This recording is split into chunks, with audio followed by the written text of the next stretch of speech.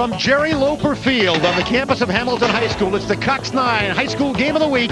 Tonight, the Hawks of Highland High School are here at Hamilton to take on the unbeaten Hamilton Huskies. Good evening, everybody. I'm George Allen. Nice to have you with us on Cox 9. This is the battle for first place in the Fiesta region. Hamilton and Highland. It is on the line tonight as you take a look at the standings in the league. Both of these teams 2-0 in league play. Highland's only losses have come at the hands of Mountain View and Desert Vista. Nothing to be ashamed of there. And so tonight we'll see who reigns supreme in the Fiesta region. This should be a great matchup, Doug Gerlach. It certainly should be. Two outstanding teams, both with very good offenses, both with very good defenses, which explains why they are sitting atop their region right now. Mike Reardon, the head coach of the Highland Hawks, who comes out of this ball game a record of 5-2. Reardon comes to Highland a year ago from Salt Lake City, where he coached for about 7 years. He's done a good job with this program. And this Highland Hawk football team is headed up by Ryan Fitzpatrick, who is an outstanding quarterback. He has great numbers to show for. He's coming off a game with Chandler, over 200 yards and 4 touchdowns. He was 17-25 a week ago against Chandler. We were talking before the ball game. Highland, of course, has a very good football tradition, but we have seen some very good Highland teams in the past that were predominantly ground-oriented and could not throw very well, and that presented problems when they got behind. This Highland team can do both, run and pass, and Fitzpatrick, you saw there, leads the passing attack. As far as the defense is concerned for Highland, remember, they were beaten earlier this year by Mountain View, 28-0. With the exception of that game, their defense has been very stingy. They've given up only 76 points so far this season, 28 of them in one football game. But they will play a Hamilton team tonight that is an offensive dynamo. This is a football team that averages over 40 points per game, and they've been on a roll since game one. Oh, indeed they have. It begins with Terrell Suggs, who is going to wind up the regular season with more than 2,000 yards rushing. He already has more than 1,600. You take a look at him right there.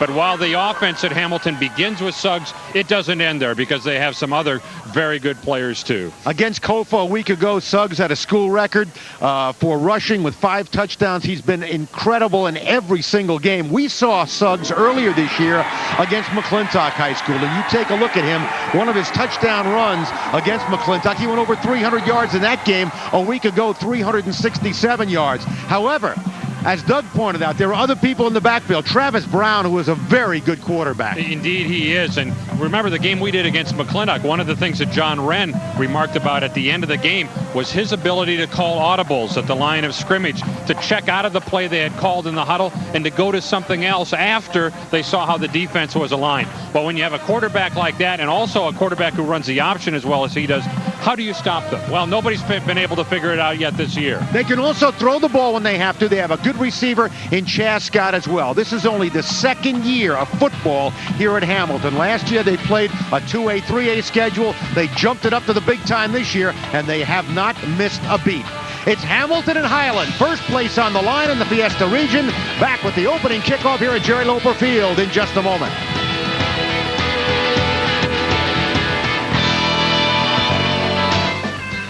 Welcome to the Athlete's Foot. Ooh, nice shave. Brand new. Top of the line. Of course. We've got just the thing. Looking for something in, black, maybe? You need soccer cleats, running shoes, hiking boots, something for every day. Right, And you need them in a hurry. I'm impressed. Nobody knows fashion, fit, style, performance like the Athlete's Foot.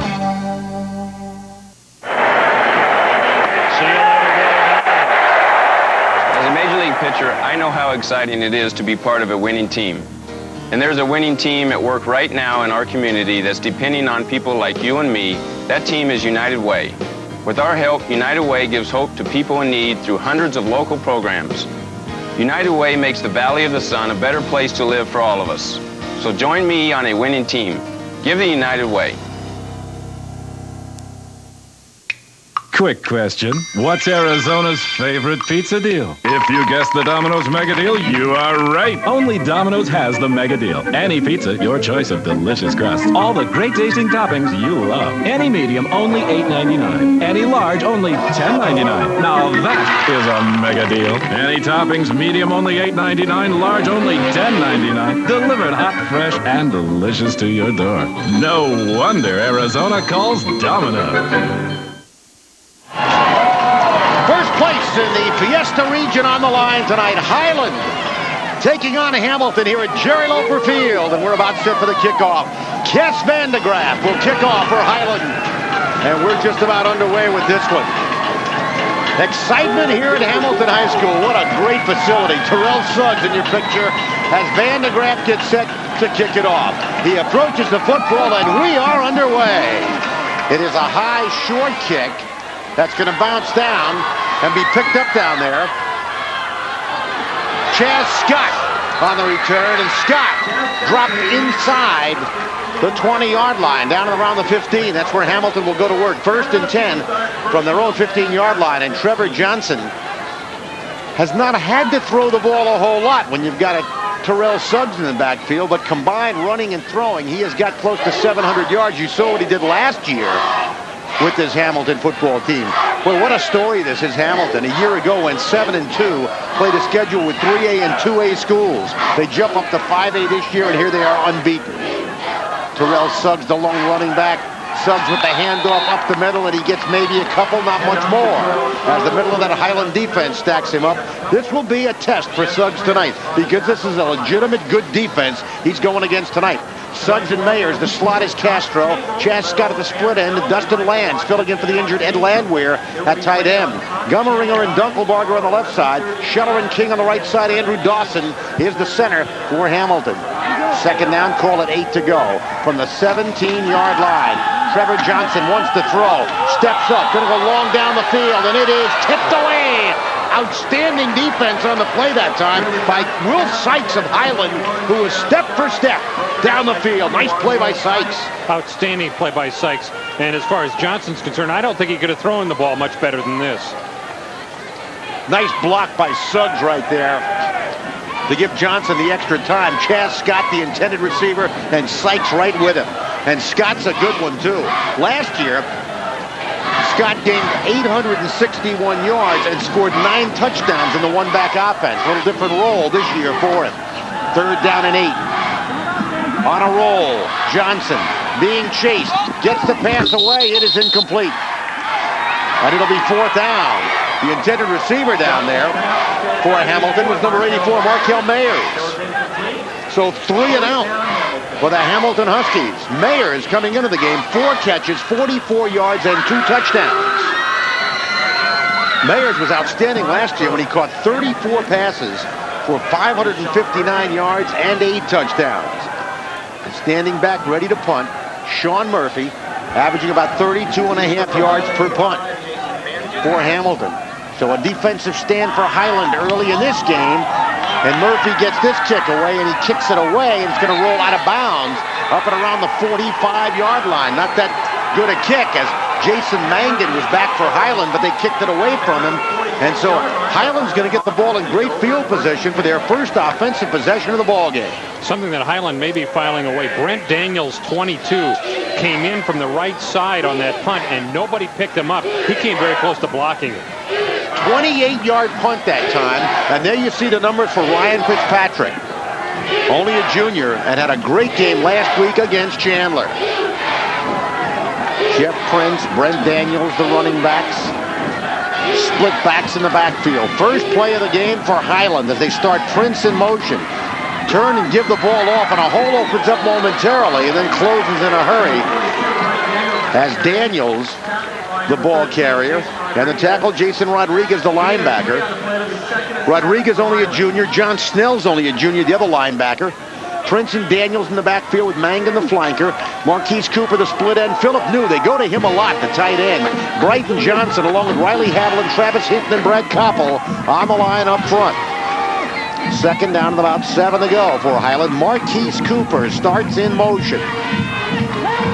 Fitzpatrick wants to throw. He looks and gets it away, and it's almost intercepted. Almost picked off by big Robert Winfrey, the defensive tackle, 240-pound junior. So it'll be 3rd down coming up. Camacho and Winfrey up front with Dawson and Ty Falls, with the linebackers comprised of Roland, Rodriguez, and Snell. That's a good linebacking trio right there. And the secondary, Ray Johnson filling in for Hutfless, who's injured. Todd Yarder, Chaz Scott also in the secondary, and Noah Salmon. 3rd down, about 7 to go.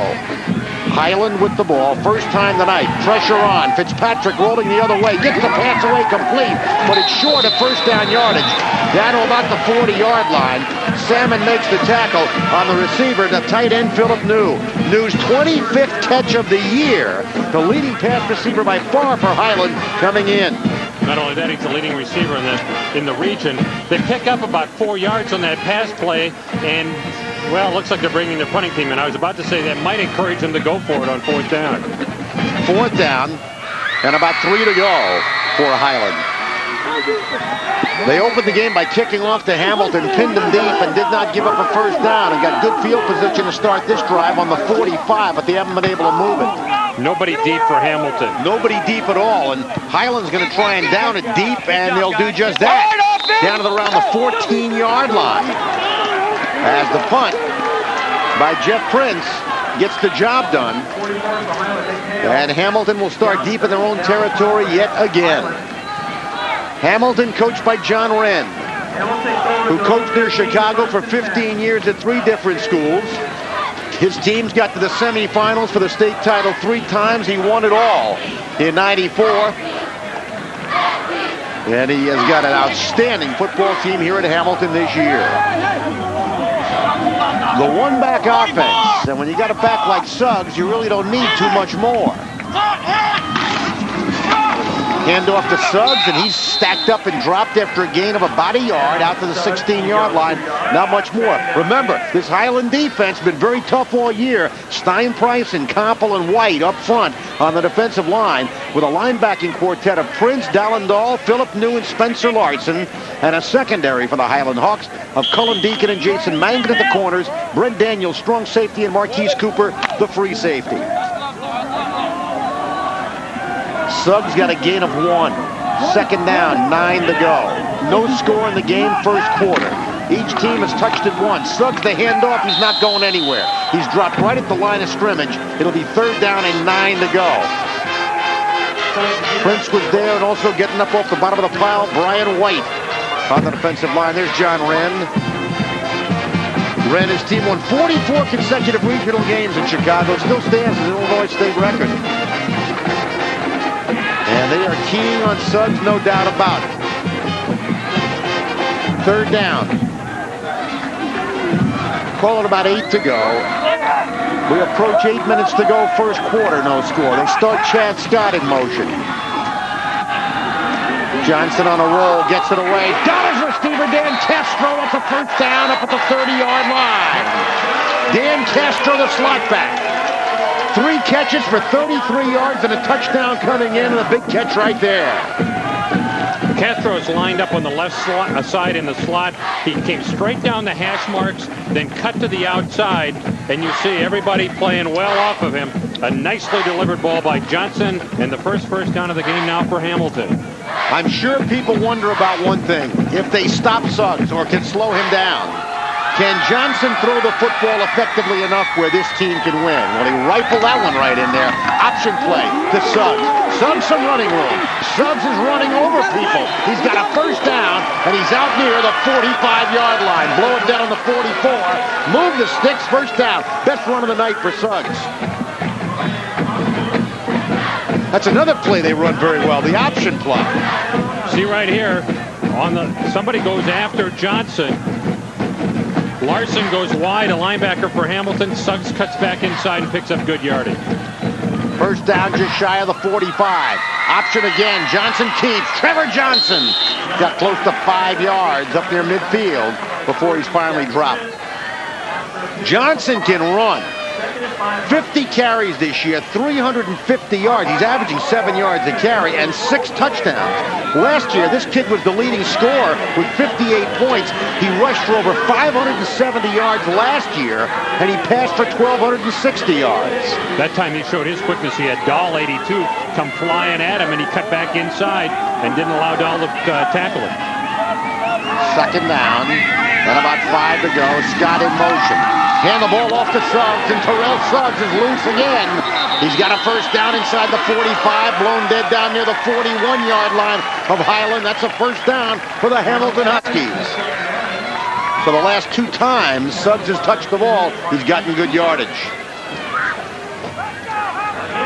Boy, the left side of that Hamilton line, you saw in that play, blocking down, just caving in. Boy, Dunkelbarger and Gummeringer, boy, two great players. The guard and tackle on the left side. It's Suggs. Suggs dives down. He's got about 5 yards on that carry as well. Prince, the linebacker, made the stop. Mike Reardon told us before the ball game, Jeff Prince is the best linebacker he has ever coached. That's about the way you have to defend that option play. 82 Dahl went after Johnson, the quarterback, forcing him to the pitch to Suggs. Then Larson, the linebacker, number 15, came up. Problem was Larson didn't make the tackle. He stacked that defensive line on second down and about 5 to go. And again, Scott is in motion. Takes the handoff, pitch to Chaz Scott. Scott around the end. Now he cuts it back. First down inside the 30, down to the 27-yard line of Highland. Hamilton pulling it all out here in the first quarter. Nice call that time. Faked it on the handoff to Suggs up the middle and gave it to Scott, who they started in motion. Running the option the other way. 2 players go after Johnson. 2 Highland players go after Johnson.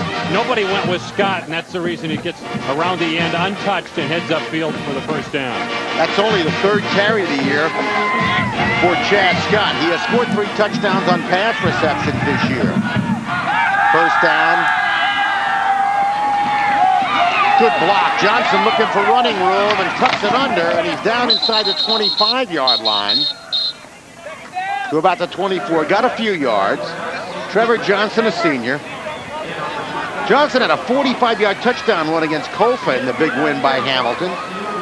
He had 2 touchdown runs in our televised game against McClintock earlier this year, and he had a touchdown run in the win over Carl Hayden. That play was nicely defended by Highland. Hamilton had 3 receivers out to the right side, and Highland was with every one of them. Johnson had no choice but to keep the football. Second down, 7 from the 23 of the Highland Hawks. Hamilton with the ball. Best drive of the night, Terrell Suggs. Kicks free from the would-be tackler. Knocks another tackler down, and he's all the way down to the 10-yard line. First down, Hamilton. Oh, is he a tough runner. Terrell Suggs. Now that's the problem for teams trying to defend Hamilton. One person cannot bring him down. He will run through any single tackler who's trying to stop him.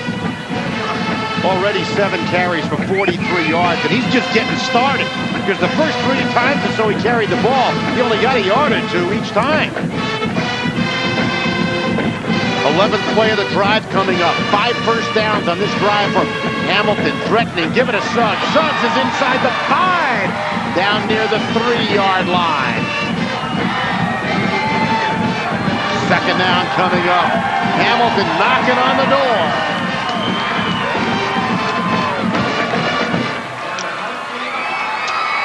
Just tripped him up, or he would have scored.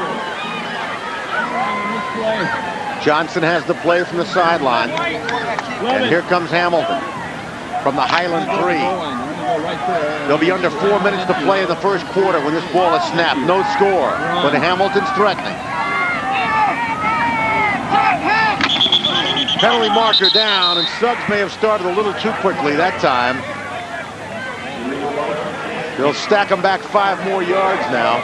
The thing about this drive for Hamilton, George, is Hamilton has shown Highland that they can do more than just run with Suggs. Johnson has run with it. Johnson's passed. They run an option to Scott. So they have shown, don't watch just Suggs because we'll come at you some other way. And right now, Highland's got to fear, or be thinking, this is what we were afraid of. The ball's on the 3-yard line. I'll make it the ball on the 8-yard line after the 5-yard penalty. Markel Mayers goes wide to the far side of the field. Dan Castro, the slot to the far side. They start Scott in motion. Trevor Johnson's rolling, throwing to Chaz Scott. Chaz Scott, touchdown Hamilton!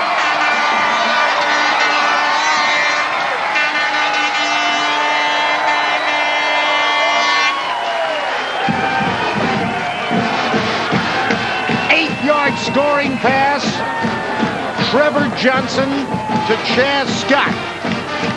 Scott's 4th touchdown catch of the year. That is the 8th touchdown pass of the year for Trevor Johnson. Now the point after touchdown.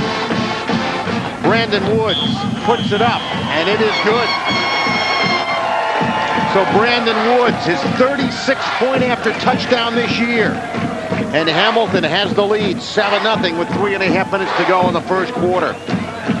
So after the 5-yard procedure call, backed him up to the 8. Trevor Johnson rolls left, finds Chaz Scott, and hits him out there with the touchdown pass. Well, this is really a mismatch. Scott comes out of the backfield, and what that means is a linebacker has to stay with him, and Scott is going to outrun any linebacker most teams can throw at him. He gets out in front, gets the pass easily from Johnson, and then it's a matter of just walking into the end zone. So the Huskies jump on top first. Chaz Scott had a 30-yard touchdown reception against Dobson, a 23-yard touchdown pass against Flowing Wells, and a 39-yard touchdown catch against Carl Hayden. And here he is on the receiving end of an 8-yard scoring strike from that man, Trevor Johnson. 7-0 Hamilton. Back deep. You see Jason Mangan for Highland, number 5 on his jersey, and kicking off for Hamilton, Adam Vanderwater. So Vanderwater to kick off. Down the field it comes. They reverse it, and it's fumbled, picked up by Mangan, and he's knocked down at the 4-yard line. And Highland pinned deep in its own territory now. So Brent Daniels that time took the kickoff and reversed it on the handoff to Mangan. And watch the mix-up here. This is Daniels. And there's the fumble. And now Highland in a hole as they start to put the football down just outside the 5-yard line at the 6. First down Highland. Quarterback keeper Fitzpatrick just wedging his way ahead, trying to get some breathing room down here. Yeah, it didn't look as if Mangan was surprised by the handoff. That's the way they had the play set up. It just was a case where Highland mishandled it. He might have handed that ball off a little bit low. There's the scoring drive, and a nice drive it was for Hamilton. As Doug pointed out, they did a lot on that drive, not only using Suggs, although Suggs did rip off some nice runs. Second down for Highland. Trying to get out of this hole down here now. Spinning and turning is Will Sykes carrying the football. Didn't get very much. Sykes coming into the game, 271 yards rushing on the year and 2 touchdowns, averaging about 8 yards a carry. There is Mike Reardon. Reardon, hired in April of 1998 to replace Mike Epperson as the head coach. Coached at Cottonwood High School in Salt Lake City since 1991. Guided Cottonwood to the state playoffs in 5 of his 7 years there. Done a nice job here at Highland. Dropping a throw, it's Fitzpatrick, and he's going to be sacked. Back at about the 4 or 5 yard line. Justin Camacho came up the middle. They had a stunt over on the left side on Hamilton line. Camacho winds up coming up the middle and puts Fitzpatrick away. 8th sack of the year for Camacho. Number 55, Jason Camacho, or Justin Camacho. Now it's punting time again for Highland. And once again, Hamilton should set up in great field position for this one. Short kick, and it will bounce and then go out of bounds. Standing back there was Jacob Spires. Hamilton had a rush on. They were going after the punt with the ball so deep in Highland territory. They didn't get to the kicker, but they may have forced him to rush it. So Spears never got a chance to even touch the ball. And now Hamilton's got it again, leading 7-0 with 1.5 minutes to go in this first quarter. Cox 9 High School Football Game of the Week from Jerry Loper Field at Hamilton High School. What a gorgeous facility this is. 7-0 Hamilton leading.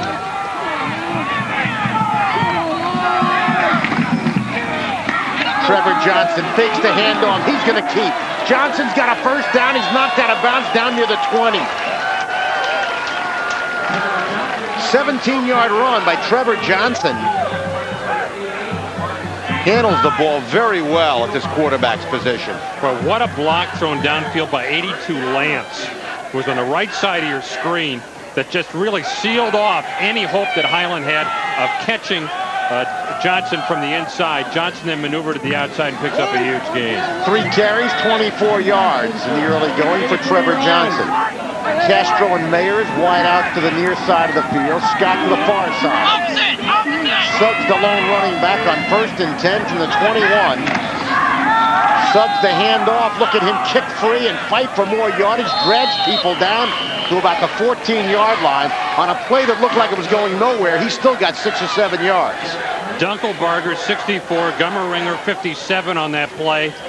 Were well downfield themselves, shoving white jerseys backwards. Great job again by the left side of that line for Hamilton.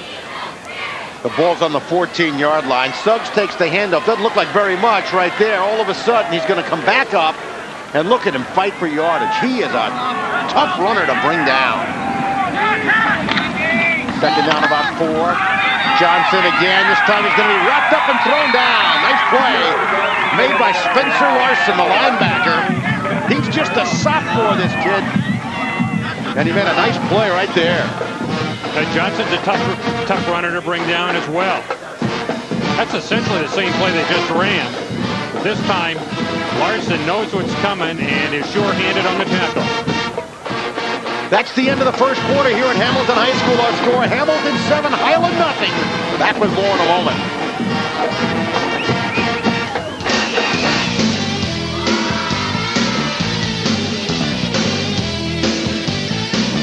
At Peoria Pontiac GMC, you can get the best of us. I have to tell somebody. It's the perfect vehicle that would suit my needs. It was just a great experience. We took it for a test drive, we went back in, signed the papers, and the rest is history. I've got the best deal from Peoria Pontiac GMC. At Peoria Pontiac GMC, you can get the best of us. Quick question. What's Arizona's favorite pizza deal? If you guessed the Domino's Mega Deal, you are right. Only Domino's has the Mega Deal. Any pizza, your choice of delicious crust. All the great tasting toppings you love. Any medium, only $8.99. Any large, only $10.99. Now that is a Mega Deal. Any toppings, medium, only $8.99. Large, only $10.99. Delivered hot, fresh, and delicious to your door. No wonder Arizona calls Domino's. 7-0 our scores. We start the second quarter. Huskies of Hamilton on top. Touchdown pass from Trevor Johnson to Chaz Scott. The only score in the football game, and Hamilton's on the move again. They've got it on the 18-yard line of Highland. 3rd down and about 8 to go. Johnson going to throw a screen. It was almost intercepted. He tried to get it to Scott, and right there was Cullen Deacon in the corner. Almost picked it off.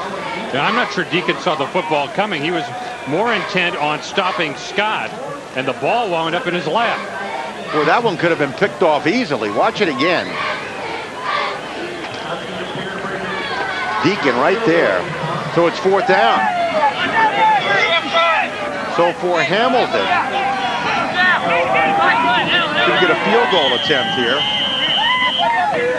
Brandon Woods on the field. Timeout called by Hamilton. Woods has kicked 1 field goal this year. Well, it's been tough Highland defense all season long. And earlier today, Mike Reardon talked to us about his defense. We build our team around defense. We start there first. Our best athletes play on defense. And although I call the offense, I pick the defensive players. So the head coach can do that kind of stuff.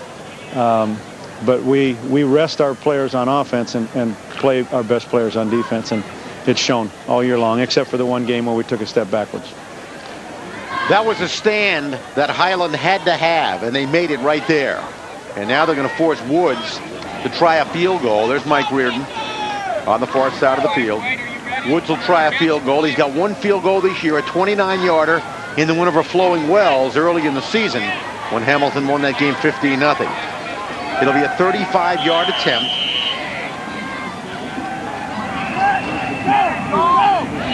A jump by Highland.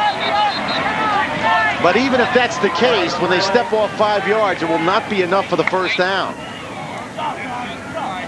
No, but it may give Hamilton ideas of going for it. Because it's going to be 4th and short. And that's exactly what's going to happen. They're going to bring the field goal unit off the field, and back out comes Scott and Castro and Mayers and company. It's going to be 4th down with about 2 to go. There's not a lot of risk here at the risk of stating the obvious. If they don't make it, they have Highland deep in its own territory with a defense at Hamilton that plays very well. And, of course, if they make it or even score, so much the better as far as the Huskies are concerned. 4th and 2. Here we go. Suggs the lone running back. Trevor Johnson calls signals, hands it off, and I don't know whether he got there or not.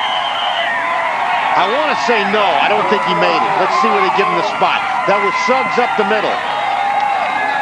And where they're going to put the ball down, no, he didn't get there. Highland takes over. Great stand by Highland. He was short by about half a yard. Right up the middle, nothing fancy about it, and bingo, he gets hit, and Suggs this time goes down.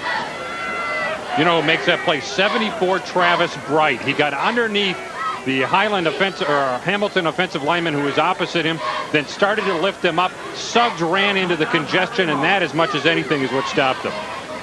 Timeout on the field. Total yards in this football game right now, Hamilton has 110 yards. Highland has 6 yards of offense so far in this game, and we're just 15 seconds deep into the second quarter. Well, you know, Highland did a pretty good job the first couple of times Suggs touched the football tonight. And earlier tonight, Mike Reardon right there talked about trying to stop Terrell Suggs. We have a defense that's been pretty solid all year. And we're going to do the same thing that we've done. Hopefully we're going to be a little bit more physical than maybe some of the other teams have played. We haven't changed our scheme much. We're just going to go after them and try to earn our stripes out there. There's Suggs. I don't know how bad he's hurt, just being massaged down there by the ankle. Meanwhile, Highland with the football after that stand. Ryan Fitzpatrick at quarterback. They start Daniels in motion. Daniels takes the pitch. He can't hold on to it. He fumbles it and then gets it back inside the 10-yard line, and nothing going right for Highland right now. They can't hold on to the ball and cannot pick up any yardage. That was an unusual play, to say the least, in that Daniels comes in motion from left to right and then turns around and goes back the other way. Daniels coming into the game, 362 yards rushing and 6 touchdowns. He's averaging about 5.5 yards a carry. He'll also catch some passes for you out of the backfield. 2nd down and long. Penalty markers down. Right now, Highland has to compose itself. Highland offensively very shaky here in this first half so far. Procedure call will mark it back 5 more. Travis Hinton with the movement, and you see he knows it. I think actually there were 2 who moved, although the tailback can reset himself. But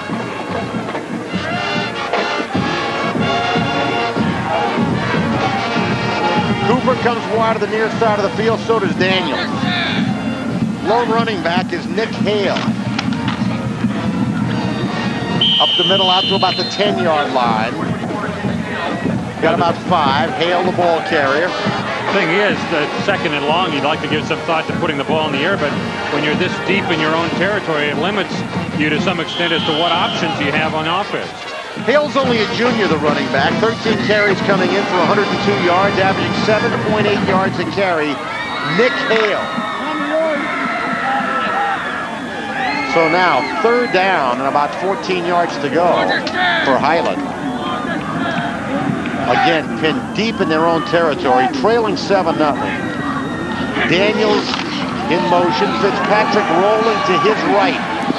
Fitzpatrick's going to keep it. He's going to go down as he gets out to about the 13-yard line, knocked out of bounds. Well shy of 1st down yardage. Ian Rangel, the defensive end, made the tackle. That was his only alternative on that play. He had 3 receivers out over on the near side. None of them was close to being open. The Hamilton defenders had them all well covered, and as we said, no choice for Fitzpatrick but to eat it. Jacob Spears waiting back to receive the punt of Jeff Prince. There's Spears. Prince standing at the goal line. Steps into it, and it's a kick off the side of his foot, and going to bounce out of bounds at about the 34-yard line. So about a 20-yard punt.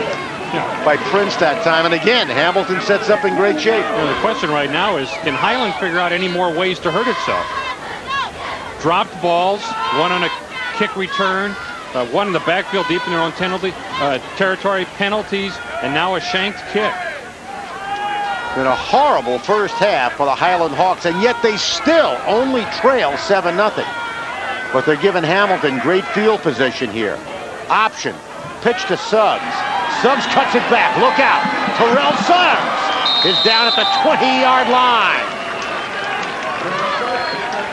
14 yards on the run by Suggs. He took that pitch. This kid's got great hands. Well, there's been a couple of low pitches to him tonight, and he's got sure hands. He not only runs with power, but he's quick. Watch right here. Stops instantly when he sees number 15 Larson ready to make the tackle, cuts back inside and turns it into a first down play. Last year when he was at Chandler High School, Suggs ran for 380 yards, played some linebacker on defense. But boy, what a year this year. Suggs the handoff up the middle, submarines his way inside the 20 to about the 17.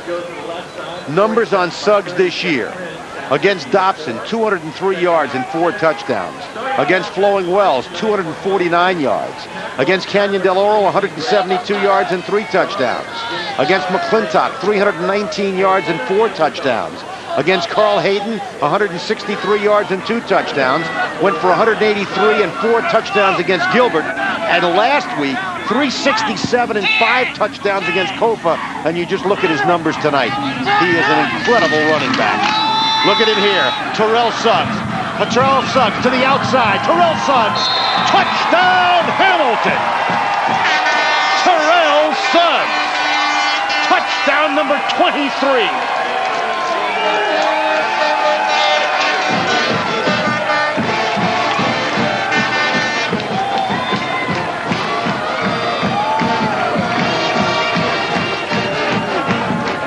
$13-0, Hamilton leads on the touchdown run by Terrell Suggs.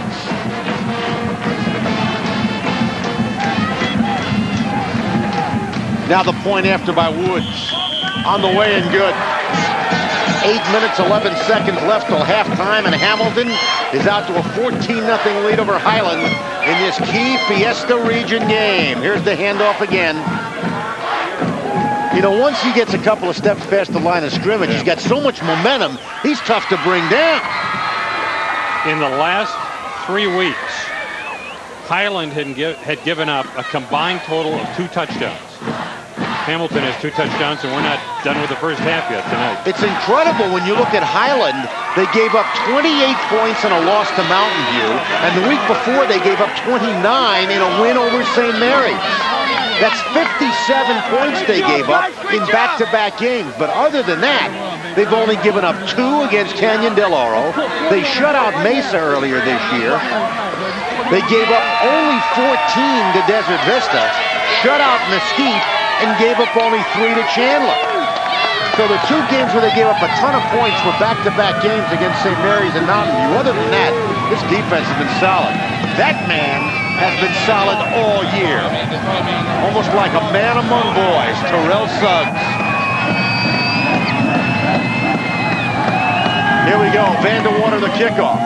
And there'll be no run back on this one. He drives it in the end zone. We'll come out to the 20. This will be the best field position Highlands had in a while. Now let's see if the Hawks can do something when they're outside the shadow of their own goalpost. It's 14-0, but there's still a lot of time to play. There you see the rushing yards in the big school games and the records. And you see Suggs right at the top with that game last week against Kofa when he ran wild and scored 5 touchdowns. Some pretty good names there. Ronnie Bonner, I know a lot of people remember. Mario Bates, Michael Bates. The Bates brothers from down at Amphi, they were great runners. There's been some good ones right there. Pass up the middle is complete. And still free for first down yardage before finally getting thrown down. Jason Mangan. Boy, that was a nice catch by Mangan. Ball was thrown a little bit behind him, but he kept his focus. Comes up with a catch and turns it into a first down. Mangan, the flanker, was a nice catch. It was thrown behind him, and he was finally wrapped up and dropped. Mangan, that's his 11th catch of the season. He's caught 4 touchdown passes, a 31-yarder against Mesa. He caught 3 touchdown passes against Chandler of 6, 27, and 44 yards. Jason Mangan. That's the first down of the game for Highland. Ball at the 33. Fitzpatrick wants to throw again. He's got time, now steps up. He's going to keep it and get knocked down. Got about a yard on the play, not much more. Coming up was Dave Rowland, the linebacker, and also there was Justin Camacho. Ryan Fitzpatrick came into the game having thrown for over 1,000 yards and 8 touchdowns. He's been intercepted 5 times this year. Second down coming up and about 9 to go.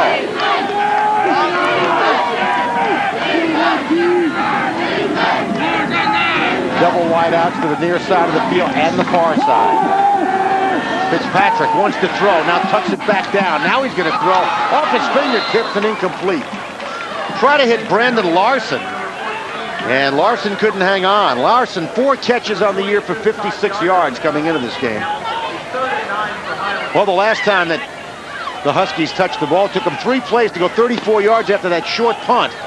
Little over a minute, and the man in your picture, Terrell Suggs, capped it off with a 17-yard touchdown run. And John Wren, his ball club out in front here. 6:53 to go in the first half.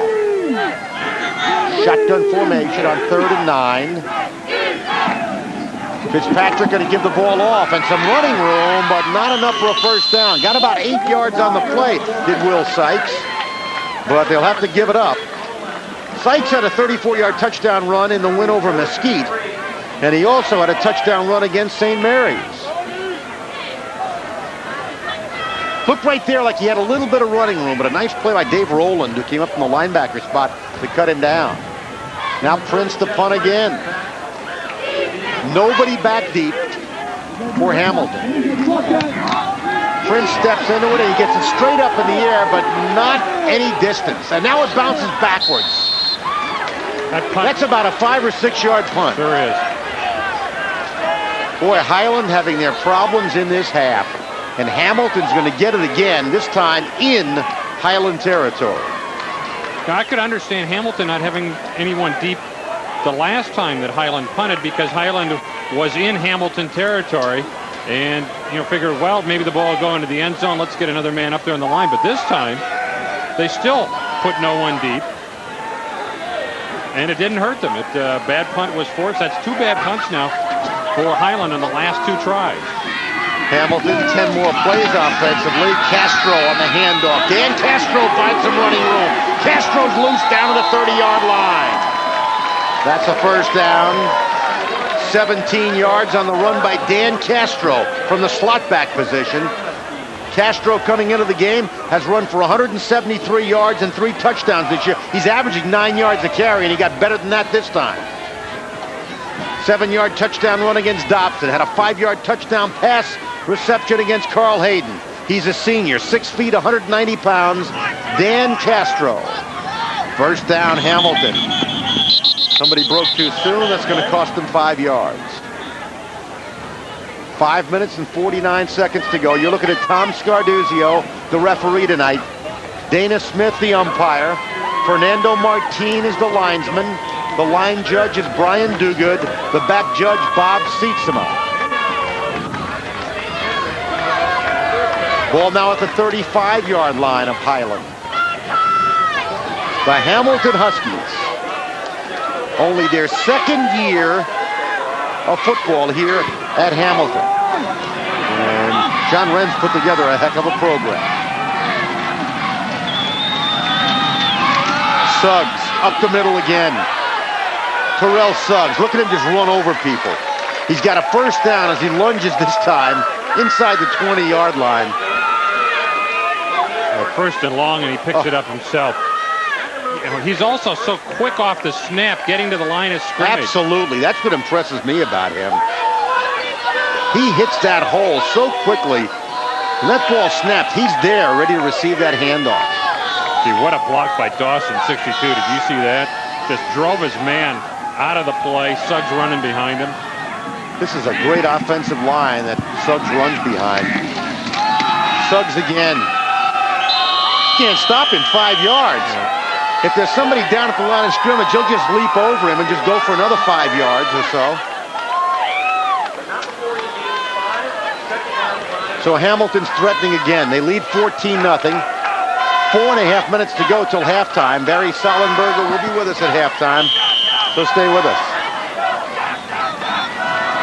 It has been all Hamilton in this first half. Suggs averaging 7.4 yards a carry. He's already over 100 yards on 15 carries tonight. He's got the ball again, Terrell Suggs, and he's wrapped up and dropped as he gets to the 10-yard line. Life-saving tackle that time by Dallin Dahl, the linebacker. Very close to the first down marker. Appears to be third short. Third down and about a half a yard to go for a first down. Nose of the football right about on the 10-yard line. Mayer's wide to the near side of the field. Quarterback keeper, and that's a first down. So it'll be first and goal as Trevor Johnson keeps and goes ahead for the necessary yardage. Johnson can run. He had a 45-yard touchdown run against Kofa in the win last week. Mike Reardon. Club has not been able to get on track here in the first half.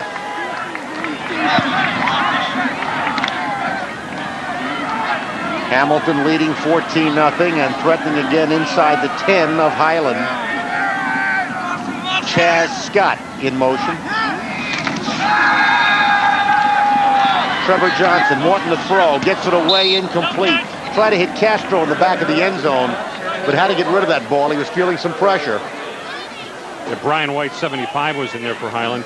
So too is Philip New, the linebacker, number 86. Second down and goal.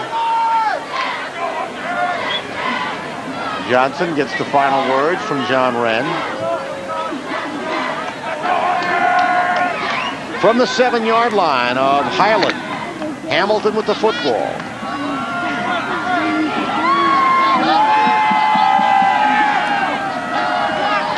Trevor Johnson gives to Suggs, and this time there is nowhere to go. He may have lost a yard or so. Middle of that Highland defense would not be moved. That was Brian White, number 75, this time. High handoff, too, up around the chest. Suggs holds on. Lost yardage on that play, lost 2. 2:50 to go till halftime. It's third down and goal from the 9. If they don't make it here, we can look for Woods to come on and try and add 3 more points to the total. Johnson on a roll, being pressured. Pump fakes, pulls it down, and he's sacked and dropped outside the 20-yard line. And again, Dallin Dahl, the linebacker, made the play. And Highland again with a defensive stand. Larson, 15. Mangan, 5. Daniels, 22, all in the secondary for the Highland Hawks, and they prevented the pass from even being thrown. Pump fake there and then pulled it back down, and Dallin Dahl made the play. Dahl, a senior. Now the field goal attempt from Woods. 38-yard attempt. This would be his longest of the year. On the way. Got the distance. It's good. Plenty to spare. 38-yard field goal by Brandon Woods. And he increases the margin to Hamilton. 17. Highland nothing. 17-0. Huskies on top. Brandon Woods now has, 5 points in it. He has 43 points that he has scored this year. He is the second leading scorer in the Fiesta region. The leading scorer is Terrell Suggs, who has almost 100 points more. There's Suggs tonight with his touchdown, his 23 touchdowns this year. So a touchdown pass to Chaz Scott opened the scoring for Hamilton. Then Terrell Suggs got loose on a touchdown run to make it 14-0. And now Brandon Woods has added a 38-yard field goal to make it 17-0. Highland has been able to do nothing here in this first half offensively. And they've got 1 minute and 55 seconds to try and get something going before they go to the locker room. Vanderwater showing a strong leg, drives it deep in the end zone. It'll come out to the 20. Adam Vanderwater. So Ryan Fitzpatrick will come back on for Highland. There's Terrell Suggs, and there's Fitzpatrick coming on.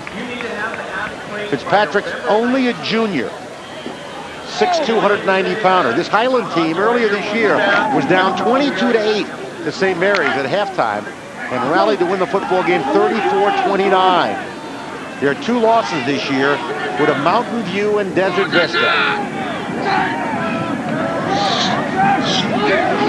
Daniels in motion. Hand the ball off for a gain of 5. The first man through, Nick Hale. You know, the game against Desert Vista, they gave up 14 points in the first quarter, and that was it. They only lost to Desert Vista 14-7. Desert Vista top ranked in the state and top 10 nationally. Second down, 5. Fitzpatrick wanting to throw, throws it out incomplete. Well, that's a first down play, but Fitzpatrick may have rushed it just a little bit. Try to get it to Brent Daniels. So they'll do it again, 3rd down, 5 to go. Daniels has caught 9 passes this year for 78 yards. Daniels can run the ball effectively. Had 2 touchdown runs against Mesa, 2 against Canyon Del Oro. He had an 80-yard kickoff return against St. Mary's, did Daniels. Fitzpatrick 2 of 5 for 17 yards so far in the first half. 3rd down, 5. Fitzpatrick up the middle, it's tipped and deflected. And it's incomplete. That stops the clock. 1 minute 25 to go till halftime, and now Highland's got to give it up again. On that play, Hamilton rushed just 3. The Huskies dropped 8 to pick up all of the receivers out on the play for Highland, and they're all pretty well covered, although that ball should have been caught. Yep. You put it in the hands of Jason Mangan, it should be caught. And the bad thing is it stopped the clock, and now Hamilton's going to get it back probably in pretty good field position. Prince has to rush the punt, gets it away, coming up to make the catch, and a penalty marker in there. Spears came up the field to punt, and one of the players for Highland jumped in there to grab it himself. And you see number 44, Nick Hale, in there. You know, I wouldn't be surprised if they waved this flag off. The kicking team can do that. The kicking team can catch the punt. It's down where it's caught. Nope, they're going to still stick with the call and rule that he interfered with the attempt to catch it. Tom Scarduzio wants the captain over there to convert. Here it is against Spears. Fair catch, real quick signal, and then Hale comes in to catch the ball. Maybe it was it wasn't much of a signal for the fair catch to begin with, and it was given kind of late. But nevertheless, I wonder if the call is made if Hale had caught it. He didn't, he dropped it, and maybe that's the reason for the interference. Well, they're going to have to kick it again. They're going to back it up. Now Prince is going to have to kick the ball from his own near the goal line. And he has not been able to get any kind of distance on his punts tonight. Matter of fact, he was not particularly pressured on that punt, and still it wasn't a good one. There's Prince. This kid is a good football player, though, believe me. Great linebacker, good fullback. Takes the snap, steps into it, gets this kick away. Spears lets it bounce, and it takes a backwards bounce inside the 40 down to around the 38-yard line of Highland, and Hamilton's got 1 minute and 11 to try and stick it in the end zone for some more points. Highland's got to be thinking that it cannot catch a break tonight. Here, finally, Prince gets off a halfway decent kick. They just need a bounce to send it into Hamilton territory, and it comes back the other way. So here come the Huskies. 7-0 on the season, averaging over 40 points a game. Leading in this game 17-0. Trevor Johnson back to throw, looking, throwing, and he's got Chaz Scott. And Scott is knocked down, stops the clock at about the 23. That's a first down. Got about 15 yards on that pass play to Chaz Scott, who caught the first touchdown pass of the game tonight. Boy, good job by Scott to stay with the ball. You see it comes loose, then he's hit, and still he concentrates on the football and puts it away. That was Mangan on the coverage. There's Chaz Scott. First and 10, minute and 4 to go. Ball at the 23 of Highland. It's been all Hamilton here in the first half. Oh, a quick pitch to Suggs, and Suggs is dropped. That's a dangerous play.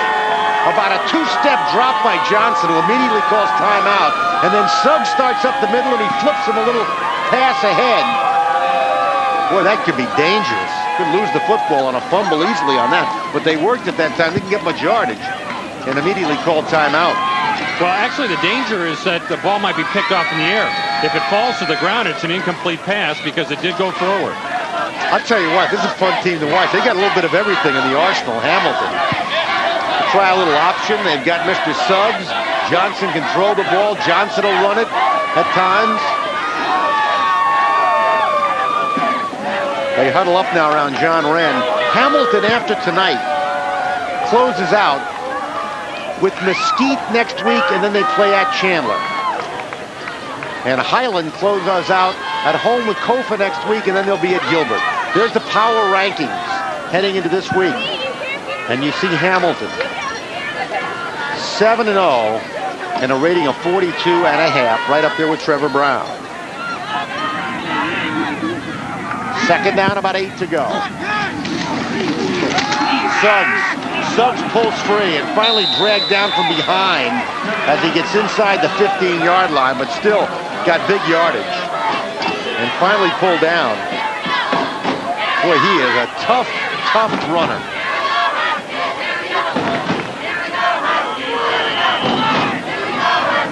I don't know if it was Dawson or Dunkelbarger. Somebody threw a great block that time on Prince. That was a first down. Handoff this time to Suggs.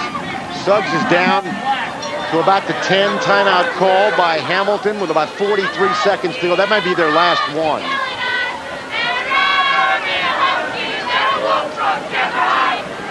Scoreboard says they have one left. Chaz Scott opened the scoring tonight by catching an 8-yard touchdown pass from Trevor Johnson. Then Terrell Suggs scored his 23rd touchdown of the year. And then a field goal of 38 yards by Brandon Woods, his second field goal of the year, has given Hamilton a 17-0 lead. And that man's team, Mike Reardon, the Hawks have been able to do nothing here in this first half. They're going to regroup at halftime. And if you're on the Highland side and want to think optimistically, they were way down to St. Mary's earlier this year and came back to beat the Knights. They've got some regrouping to do, but I'll tell you what, being down 17-0, it could be worse. Now, remember, there's 43 seconds to go, and Hamilton's knocking on the door again. If they push it in here for a touchdown and go up by 24 at halftime, it's going to be tough for Highland to come back. Pump fake, throw for the end zone, and it is incomplete. Try to hit Chaz Scott, and back on coverage, Will Sykes. Scott was split wide to the left side, came off the line, stopped. That's where you see the pump fake, then heads up field. By stopping, he hopes to get Sykes to commit and then get behind him. What you see here is the ball goes through Sykes' hands. That was right in Scott's hands. Yep. Sykes went up and never touched it. Scott had his hands on the ball, couldn't hang on. Third down. 8 to go. Scott in motion and Johnson on a roll. Looking, throws, overshoots his man in the end zone, Dan Castro, and Johnson leveled just as he got rid of the football. Brent Daniels on the coverage there. They had 3 men out, including Castro in the back of the end zone, but Highland secondary again rises to the occasion. There's nobody really that Johnson has a clear angle to, and finally he forces this one a little bit, but it's too wide. James Steinprice, the one that leveled Johnson just as he got rid of it. Woods with the field goal attempt from 28 yards away. It's on the way, and it is no good. So another stand by Highland, and this time this field goal attempt by Woods is no good. And so with 30.5 seconds to go till halftime, the score remains Hamilton 17, Highland nothing. So Woods had drilled a 38-yarder earlier. That one not nearly that far, but it is no good.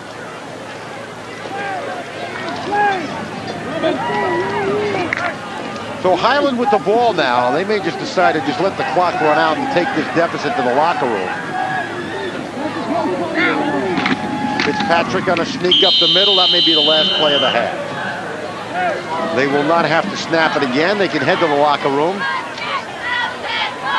The Hamilton Huskies showing why they are so highly ranked, as they have built up a 17-0 lead here in the first half. That will be the last play. They will not snap it again. It is halftime at Jerry Loper Field on the campus of Hamilton High School. This Fiesta Region matchup of unbeaten teams in the region, Hamilton and Highland, finds the Hamilton Huskies leading at halftime 17-0. Stay with us now on Cox 9. Halftime activity coming up next.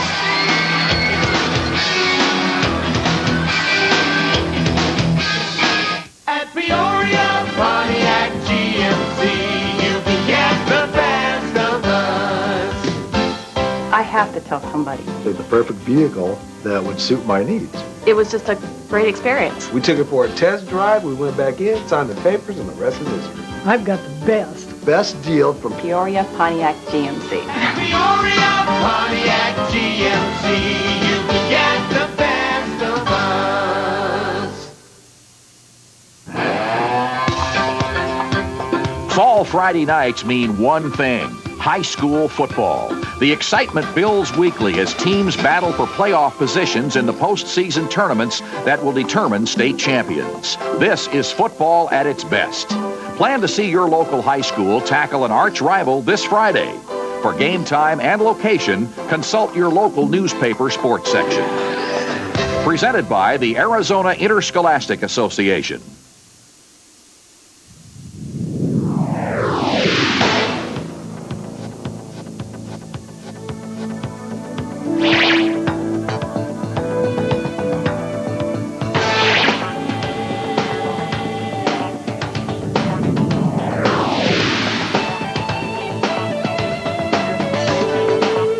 Hi again, everybody. Halftime of our game, Hamilton and Highland.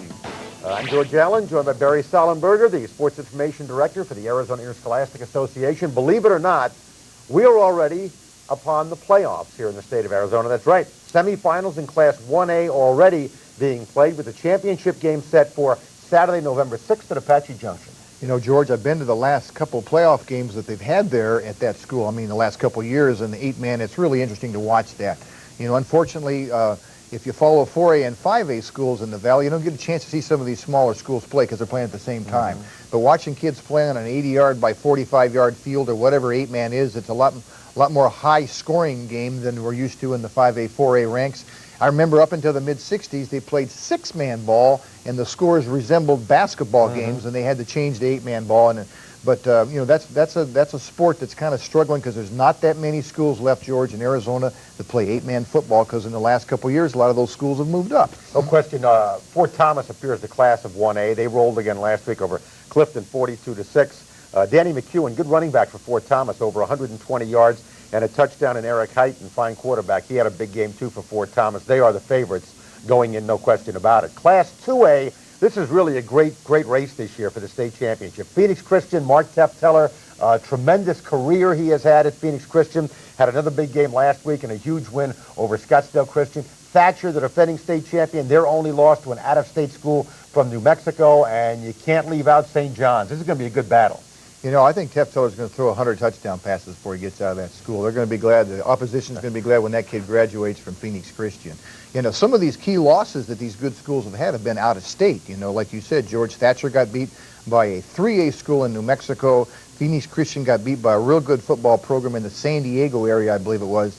The real key here, though, is the school, don't forget about it, St. John's. St. John's has beaten 2 3A schools real bad, and they did a real good job on a 3A school in Albuquerque earlier in the season. Right. They're going to be hard to beat in the playoffs, but you could throw the football like Phoenix Christian does. You know, they have to be the favorite. Should be a good race in 2A. Now, we jumped to 3A, where last year, remember, Payson knocked off Blue Ridge in the title game, snapped their 63-game winning streak, and Blue Ridge has been waiting to get them again. They got them last week and had no problem with Payson as they rolled 49-7. Charles Parkinson, running back for Blue Ridge, has had a banner year, and last week ran for 290 yards and a couple of touchdowns. Blue Ridge is back, ready to get back to the championship. You know, I've seen Blue Ridge early in the season. I saw Charles Parkinson play, one of the better all-around football players in the state, George. There's a kid that can play on any 5A football school in Arizona. You know, they hardly ever lose. It seems like they've only lost 2 football games since Pearl Harbor was bombed, it seemed. But Blue Ridge is really impressive. You know, you're going to have an opportunity to see these teams play if you follow high school football in the Valley, because when we get down to either the quarters or semifinals, instead of having games at Glendale Community College and Mesa, they're going to do Thursday, Friday games. So it frees up Thursdays for a lot of fans in the Valley to go watch these teams play pretty soon at Mesa Community College. Well, another 3A school that used to be a 2A school that has moved up is Seton Catholic. And they have played very, very well this year. Trevor DiBenedetto of that football team passed for over 200 yards a week ago. They rolled easily over River Valley, 50-6 in that football game. And also, Mike Hollowell, we talked about him earlier this year, fine receiver for Seton Catholic. 3 catches last week, over 100 yards, and all 3 catches went for touchdowns. So that's in Class 3A. Class 4A, the top 2 teams in the state, up here in the Valley anyway, Chaparral and Cactus, no problems last week. Chaparral rolling over Skyline. Josh Griffin, another big week, 98 yards, 3 touchdowns. John Stoner passed for 3, ran for another in that big win for Cactus. But the surprise team, I would think, this entire season in 4A is Sunrise Mountain. They have just shocked everybody in rolling to a 6-1 record. And last week, they took their act over to Agua Fria High School. And that's a tough place to play, and it was against a very good program. But Agua Fria Sunrise Mountain didn't miss a beat. Dustin Phillips takes his handoff, sweeps around the end, and goes on a long run before he's finally knocked down. But that sets up a field goal by Lucas Stesny, who kicks a 29-yard field goal to give Sunrise Mountain an early lead. Dustin Phillips was not finished, however. Not only can he run the football, but he can catch it as well. Takes this pass from out of the backfield, kicks free from a would-be tackler, scampers into the end zone, and this one was decided pretty much by halftime.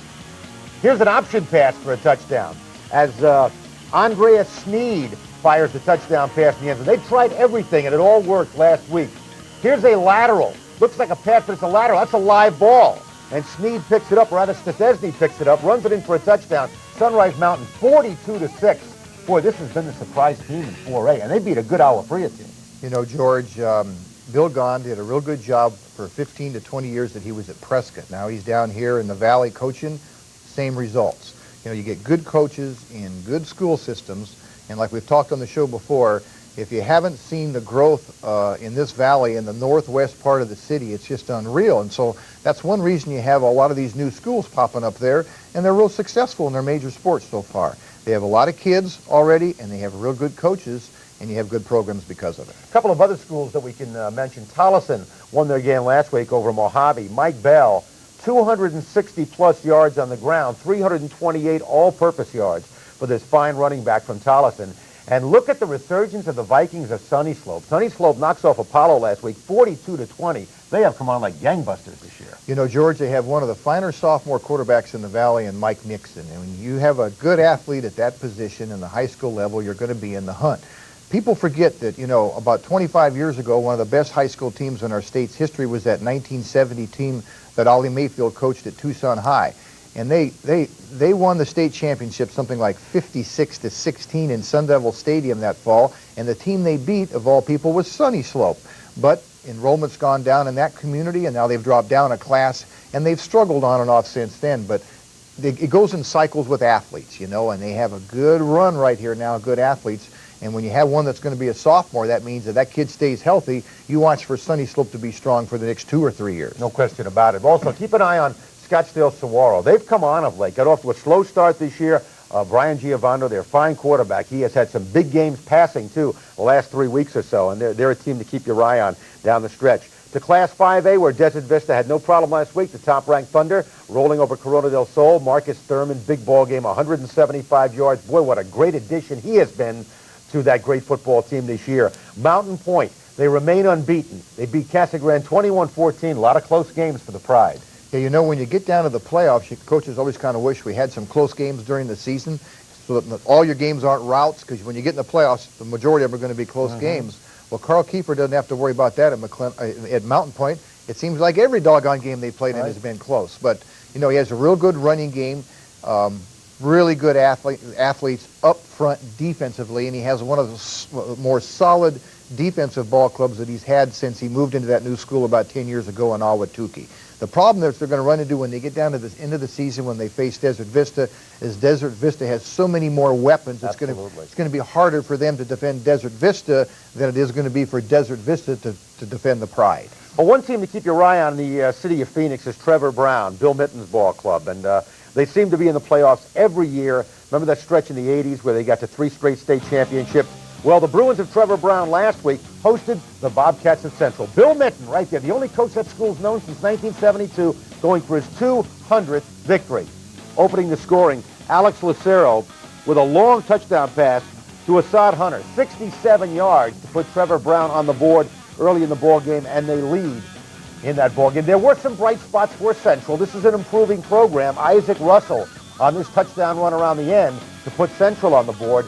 But too much Bruins, too much Trevor Brown in this football game. They drive down the field, and Ronnie Patrick takes it in from a short distance away. Easy win, 26-9 for Trevor Brown. And again, Bill Mitten gets his 200th coaching victory. Remember, last week Pat Farrell got his 200th against Shadow Mountain. So you got 2 coaches here in the same year getting their 200th win. George, I was at the second half of the Trevor Brown game. That isn't vintage Central. That's a stronger Central team than they've had recently. They have a real good athlete at quarterback in Zach Sparksman.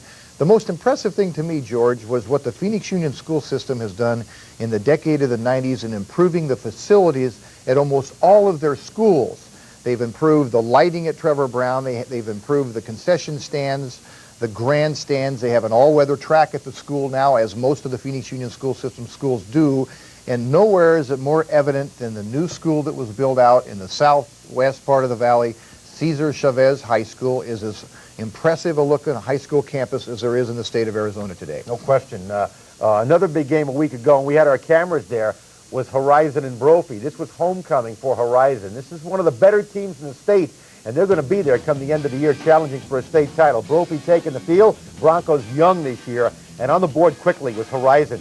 Steve Cota finds Jared Granger from about 26 yards away, hits him with a touchdown pass, and Horizon's on the board early. Brophy got his back, couldn't move it, had a punt, and you don't kick it to this guy without paying the price.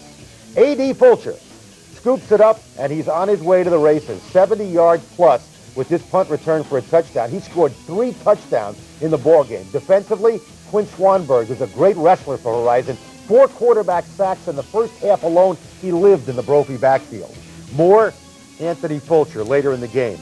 Middle screen to Fulcher, cuts it back to the middle of the field, lets his blocking develop, and then he just takes off. And Fulcher, 3 touchdowns in the game, 31-6 Horizon victory. They just keep reloading year in and year out, too.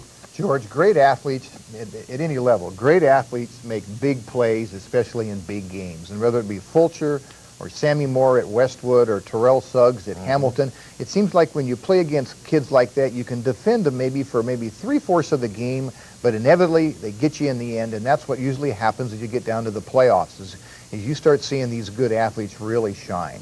A couple of more games to just bring to your attention. Last week, St. Mary's rolled to a big win as they got over 520 yards of total offense, knocking off North Canyon by a score of 44-17. Westwood spotted Desert Mountain an early touchdown, then came back and rolled 37-7 in that football game, setting up a showdown next week between Westwood and Mountain View. And another game I wanted to mention, the Toros of Mountain View. Since that loss to Desert Vista earlier in the year, they have really been on a mission, I think, to try and get back and get another shot at Desert Vista. They played Red Mountain last week and had no problem. 48-7, John Beck, who has been absolutely sensational this year, threw for over 200 yards and 4 touchdowns. So things are really shaping up as we head down the stretch of the season for various region championships. And again, the Class 1A playoffs are underway.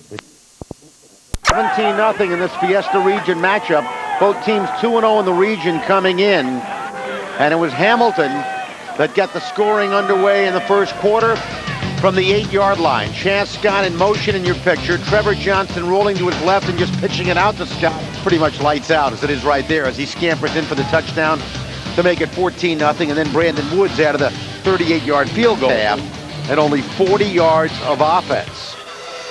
It's been pretty much dominated by the Huskies of Hamilton High School. How much so? Well, Highland in the first half. Bring them back in this second half. Again, Highland's only losses this year to defending state champion Desert Vista, 14-7.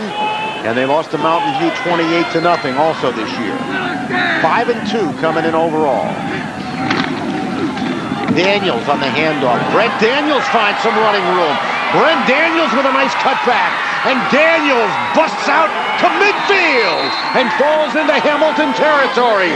31 yards on the run by Brent Daniels.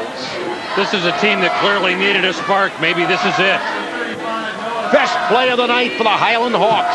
Daniels with good blocking around the left side. Shakes free from that tackle. Now he's off to the races. And a nice cutback here. And finally wrapped up and dropped, but not before the big gainer.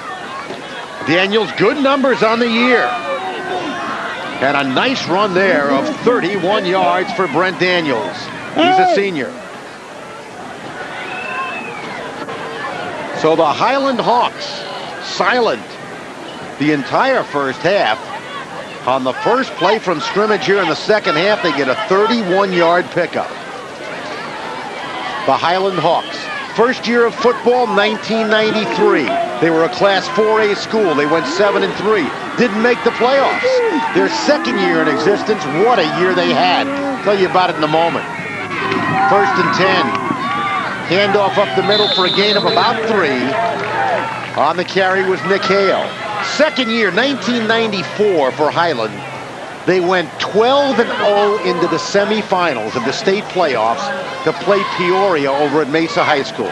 And Peoria nipped them 14-13. Highland scored late in that game and went for 2 and missed it. And went their season out the window. That was their last year in 4A. In 95, they came up to 5A and they went 5-5 in their first year. Daniel starts in motion. Fitzpatrick, quick drop, in pass, got Mangan, Jason Mangan. It's a foot race.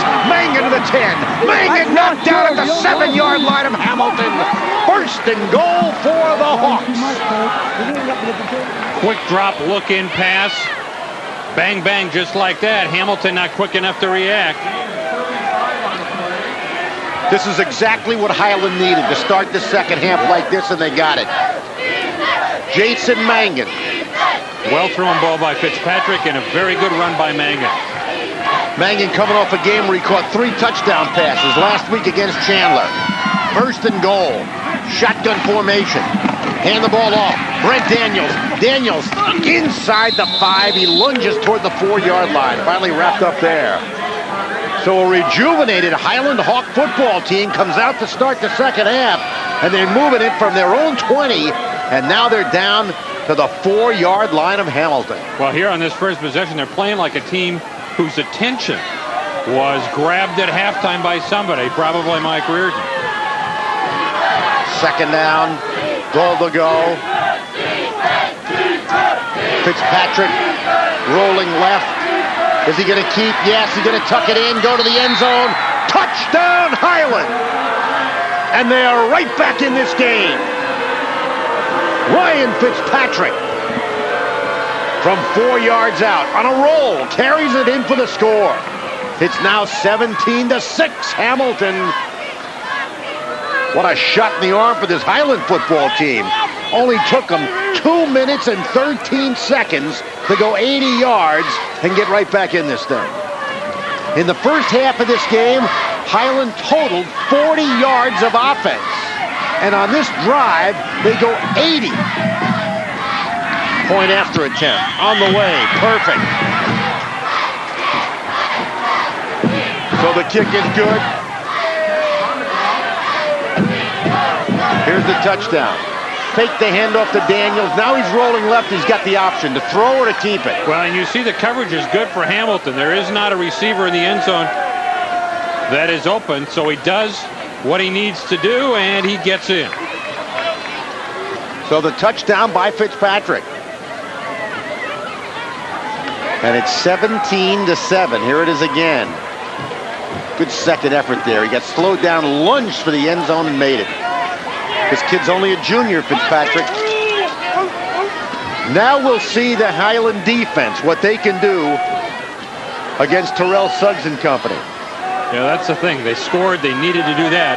But now they have to give the ball back. Remember, twice in the first half, they held Hamilton deep in Highland territory, forced them to go for a field goal. One was successful, one was not for Hamilton.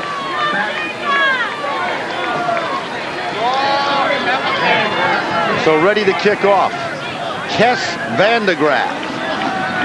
Down the field it comes. It's bobbled and covered at the 23-yard line. Covering it for Hamilton, Ross Shores. And it'll be 1st and 10. Hamilton from that point. Well, it's a pretty formidable duo that Hamilton has deep on kickoff returns, Scott and Suggs. Clearly, the Hawks wanted to keep the ball away from both of them, and all things considered, this didn't turn out too badly for them. Trevor Johnson leads him out from his own 23. Adam Mannon in the ball game. A wide out to the near side of the field. Suggs the handoff, and he gets a yard or so. Not much more. Quickly, that defense. Larson is there. Also, Brian Assoon is there. 5 plays, 80 yards for the Hawks on that drive. And Fitzpatrick the touchdown run. Hit a couple of nice passes on that drive to Jason Mangan. The last completion, the Mangan picked up big yardage and got him inside the 10. 2nd down, about 9 to go for Hamilton. Huskies on top by 10. Maybe changing the play at the line of scrimmage. The handoff to Suggs, and he is hit and knocked down as soon as he touches the ball. I think that was Bright, 74. Oh, man. Yes. Yep. Boy, as soon as he got the handoff, Bright leveled him.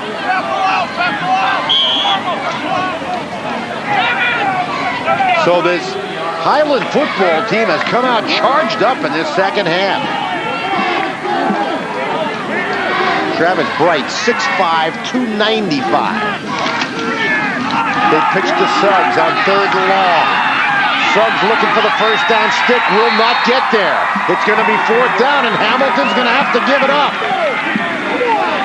Highland now, we've seen them on both sides of the ball here. 1 possession each in the second half. They are playing with a lot more inspiration than they did in the first half. They pitch it to the main man. This play works unless Highland fights through the blocks, and that's exactly what the Hawks did. Philip New, nice play from the linebacking spot for Highland, 86. Making the play. Now it's punting time. Sean Murphy to kick it away. It's a fake. Thrown up the field, and it's intercepted. It's picked off by Cullen Deacon.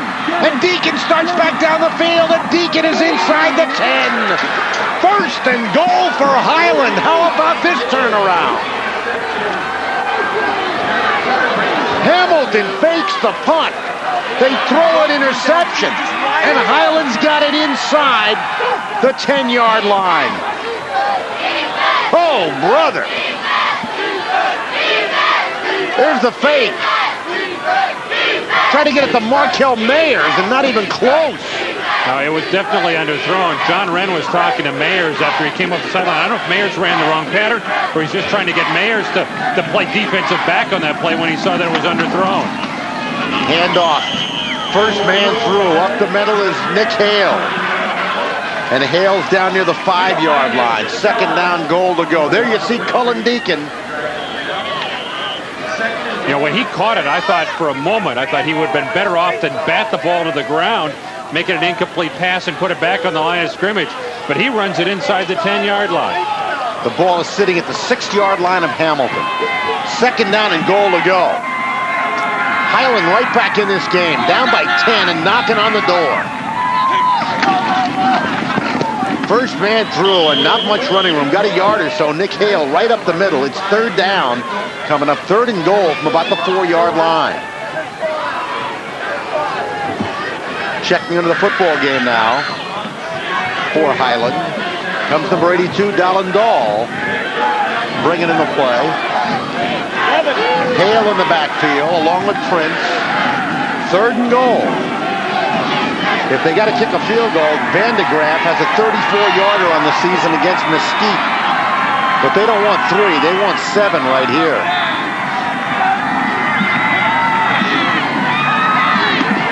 Play action, Fitzpatrick rolling, he's throwing, touchdown!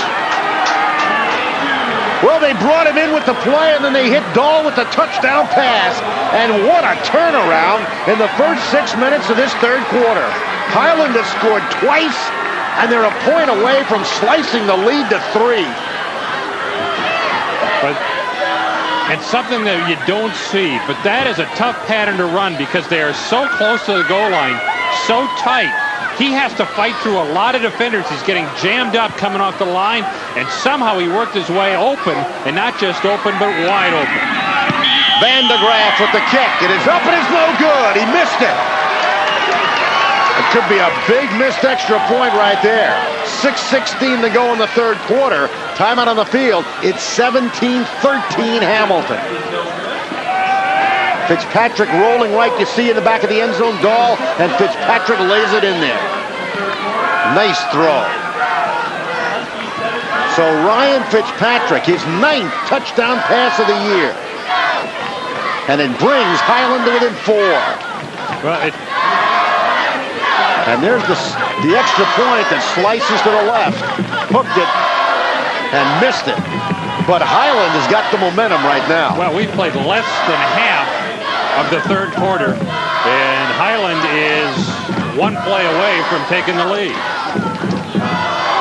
There's Dallin Dahl. Well, whatever was said at halftime, this football team has responded, has Highland. And now Hamilton's got to try and take the momentum back again. Pooch kick, squib kick comes down to Chaz Scott. Scott's wrapped up at the 25-yard line. Well, Hamilton coach John Wren said he wanted a challenge. He wanted to see He's got one now. See if his team could handle it. They were not challenged in the first half. The closest game that Hamilton has had this year was the 15-0 win they had against Flowing Wells in the second game of the season. Other than that, they've just steamrolled everybody. Well, and indicative of their schedules, in fact, we saw in the power rating, they are tied with Trevor Brown, and Trevor Brown has 1 loss. Absolutely. Trevor Johnson, under center, wants to throw, feeling pressure, and he's going to be hit and dropped. Lost yardage on the play, lost 2 or 3 yards, couldn't find anybody. Second down, and a loss of 3. 3 men out on the pattern for Hamilton. Man coverage, they're all blanketed. Right now he's made up his mind to run because he can't get the ball out there. They're all covered so well. And Highland does not give up. Dallin Dahl, who just caught the touchdown pass, makes the play on defense. Brian Assume also in on the tackle. Second down and about 13 to go. Pitch it back and the ball is loose. Dan Castro falls on it at the 9-yard line. Oh, did Johnson take a shot as he delivered the football? And my goodness, we saw Highland have one thing after another go against the Hawks in the first half. Some of them they caused themselves, but this one is caused by Highland. It is third down and 26 yards to go for a first down. What a change from the first half to the second. And the first half was totally dominated by Hamilton. And this second half, this third quarter, it's been all Highland.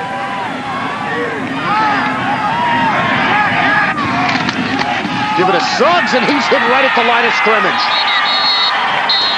So Highland's going to get it back in great field position.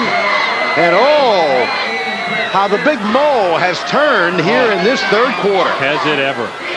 Has it ever? This is a classic case. You got a team on the ropes and let them back in, and now they are sensing that they deserve to be on the same field with Hamilton. Boy, Spencer Larson got a hold of Suggs as soon as he touched the ball, and he wouldn't let go. Sean Murphy standing in his end zone. High snap. He pulls it down and just does get it away. And I'll tell you what, that was a heck of a kick considering this. He had to go up and get it, had to rush it, and he got it out to about the 45 or 46-yard line. You know, we might be able to see in the replay, it looked as if there were a couple of Highland players who were too cautious, playing it too safe for their own good, that they had a chance to block it and backed off a little bit. not wanting to rough the kicker. In any event, the Hawks have it in Hamilton territory. I don't think they were in Hamilton territory the entire first half. I think they took over one time, the first possession, after a poor punt. But they're at the 49-yard line now. Third possession in the second half, third time in Hamilton territory. Boy, the Hamilton side of the field, it's like they've won a state championship. They are really pumped up. Fitzpatrick wants to throw. Steps up and lets it go, and it's complete. And the receiver, number 86 on the receiving end for Highland, Philip New, the leading pass receiver in this football season for Highland, takes care of it. There you see the passing in the Fiesta region and what Fitzpatrick is averaging per game. And he's done very well. Gain on that play of 5 yards. Second down, 5 to go. Philip New's caught a couple of passes today. He's got over 25 receptions now on the season. Second back throw. Look at this run. Rambling down the field is number 21, Will Sykes. And Sykes fights his way inside the 30, inside the 25. And he's down near the 20-yard line. Will Sykes. And Highland is alive in this third quarter. Second man through. Good lead block there by Hale. Very good lead block. Also 72 Koppel. First half, Ryan Fitzpatrick was 2 of 6 for 17 yards. This half, lighting it up already for 1 touchdown. He's run for 1 and thrown for another. He's rolling right. He's looking and being wrapped. Just sacked and coming in to make the play for Hamilton was from the free safety spot. Noah Salmon also up there. Ian Rangel, 6'2" senior. They needed that play. Well, he had Cooper in the end zone who was covered. He had Mangan, number 5, going across the middle and just didn't have enough time to set up and fire back. I think he wanted to try to get Cooper in the end zone, but Cooper had a defender all over it. Second down, 12, loss of a couple. Hale barrels down near the 20. Couple of key people for Hamilton not playing tonight. Jacob Hudfless, who plays a cornerback position on defense, starts at the corner, and also a receiver spot on offense, sidelined, and the starting normal tight end, Ed Landwehr, a senior, is Hudfless, and Landwehr not playing either. So those are 2 starters out of the lineup. Third down coming up. Highland driving. Hand the ball off. Big hole around the left side. Cutting the ball back inside and knocked down at about the 6-yard line is Will Sykes. There's a penalty marker goes down late. Boy, he handed that ball off to Sykes. There was nobody from Hamilton there. If this penalty is against Highland, talk about shooting itself in the foot, it will cost them the first down. Oh, can you believe this? Personal foul against Highland. After running for the first down. For the entire left side of the Highland line blocks down. Big opening around the end, as you can see. Let's see if we can pick up the personal foul. Right there. Looked as if Hinton, number 66, came in, hit someone in the back, and he was caught for it. That has absolutely nothing to do as far as helping the play or his team out. No, they do get the first down, however. Maybe a dead ball foul after the play. So it is a first down. They're fortunate in that respect. The ball is outside the 20. Highland has dominated this third quarter. After trailing at the half 17-0. Fitzpatrick screening. And it's Jeff Prince trying to keep his footing, and Prince falls forward to near the 16-yard line. Number 2, Dave Rowland, came up and gave him a pretty good shot. Almost had him down, but Prince did a nice job maintaining his balance and picked up some extra yardage because of it. They're bringing Rodriguez, the linebacker, to try to get some pressure on Fitzpatrick, who's been throwing the ball well here in the third quarter. Still, he completes the pass. Second down, 6 to go. Highland with the ball. Hand the ball off. Sykes around the end. Little jitterbug step. Sykes has got a first down near the 10-yard line. And after making the catch on the pass on the last play, Prince is called on to block this way, to lead the way around the end, and does it superbly. Will Sykes, coming into the game, had 2 touchdowns and 271 yards rushing. The ball is at the 5-yard line. Or the 10-yard line. And there's the penalty markers down. 25 seconds to go in the third quarter. Sykes, 3 carries in the second half, 48 yards.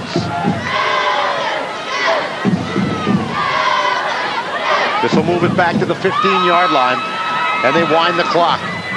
Final 25 seconds of the quarter. Fitzpatrick will bring them up. This could be the final play of the third quarter. 17-13, Hamilton leading. Shotgun formation. They have not passed out of this formation tonight. Hand the ball off to Brent Daniels. Daniels cuts it back, and he's down inside the 10 to about the 9. On the final play of the third quarter is history. We go to the fourth. What a game. Hamilton 17, Highland 13. Fourth quarter coming up.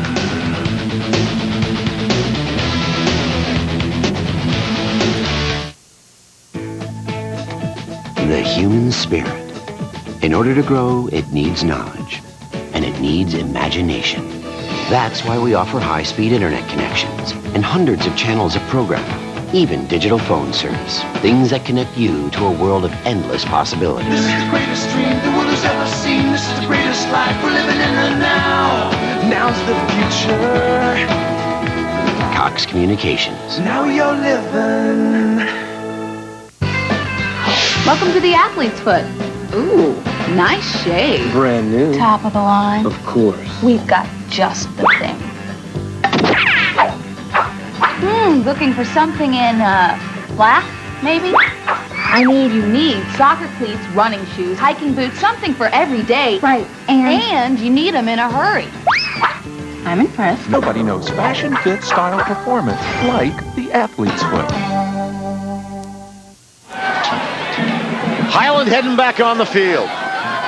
Going to be second out and 8 when play resumes. They're down by 4, and look at the differential in that quarter alone in yardage. Hamilton minus yardage for the quarter after they dominated the first half. What a total turnaround for the line of scrimmage. Highland looking to take the lead. Fitzpatrick, out pass, Marquise Cooper. Cooper shakes free, he's inside the 5, he dives for the goal line, he got to about the 2. He went out of bounds at about the 2. Marquise Cooper, good effort, his 12th catch of the season. Part of the story here in the second half, too, is somehow Hamilton has forgotten how to tackle. That play is stopped at the line of scrimmage, or should have been. And Cooper works his way, not to take anything away from Cooper, but that play really had no business going anywhere. The ball is on the 2-yard line. It is third down. Fitzpatrick leads them up. Brent Daniels, touchdown! Highland's got the lead.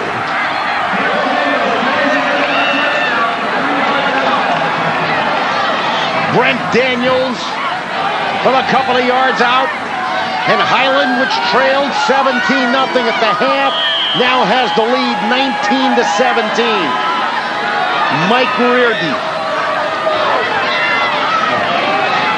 Great comeback by his ball club here. The try for point. Kick on the way. Hits the goal post, and it is no good. The second consecutive extra point attempt that has been missed by Highland. And what it means is this. Hamilton with a field goal can take the lead. They're down by only 2. So Kes Van de Graaf. Here's the touchdown by Brent Daniels.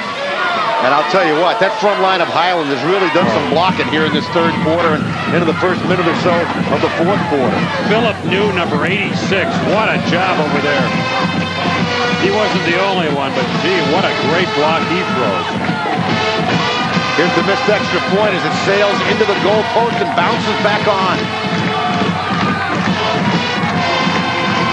Well, Hamilton had all the momentum in the first half, but they have done absolutely nothing in this second half. And Highland has just taken over the football game. Anticipating a squib kick. Hamilton brings Suggs and Scott up to the 15-yard line.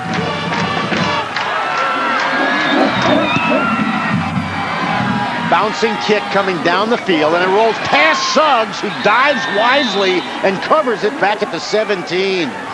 Wow. Suggs anticipated, that's what happens with a football. Suggs anticipated it was going to bounce up to him, and then it takes a funny hop. Those squib kicks have worked well. Hamilton has not been able to return a kick here in the second half, and this time they set up inside their own 20. Hamilton unbeaten coming into this game, 7-0.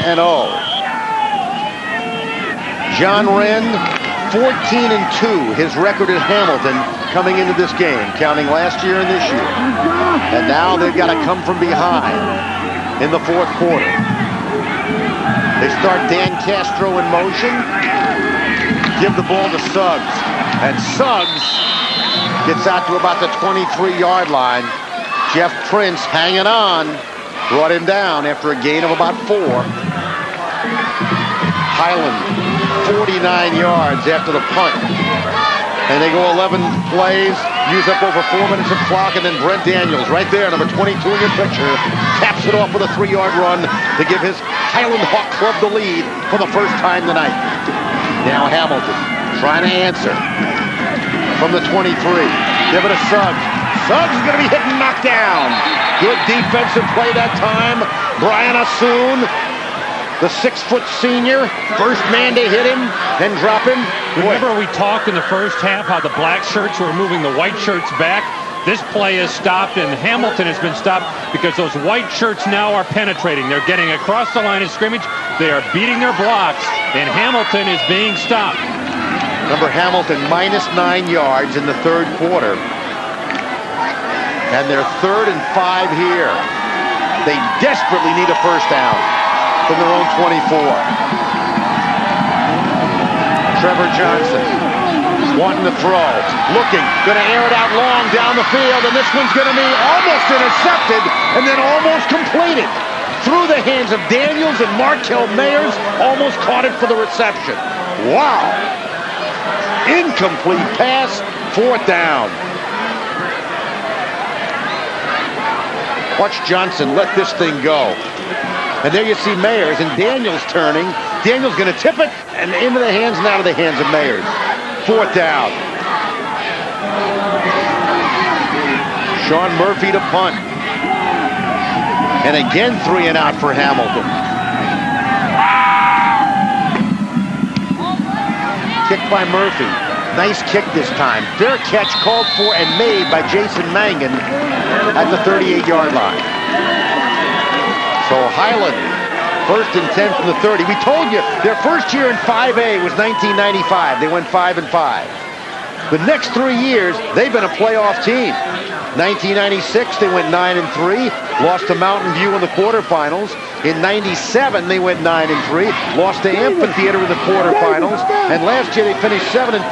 They lost to Mountain View in a tough one, 14-7 in the first round of the playoffs.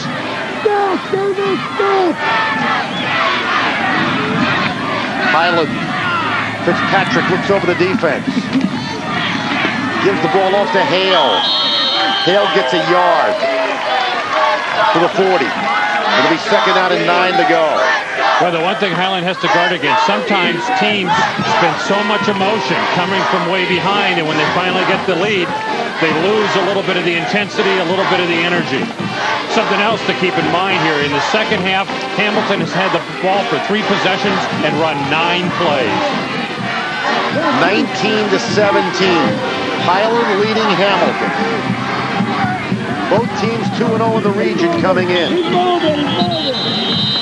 Hamilton was undefeated overall coming in. Highland was 5-2. That'll back Highland up 5 yards on a procedure call. 9:37 to go in the game. We're going to visit with the winning coach when this one's over. Will it be John Wren? Will he be 8-0 when this one's over? Or will it be Mike Reardon? And will this club elevate itself to 6-2? I guarantee you, whoever it is, that coach will be relieved. Get that right. Second down. About 14 yards to go.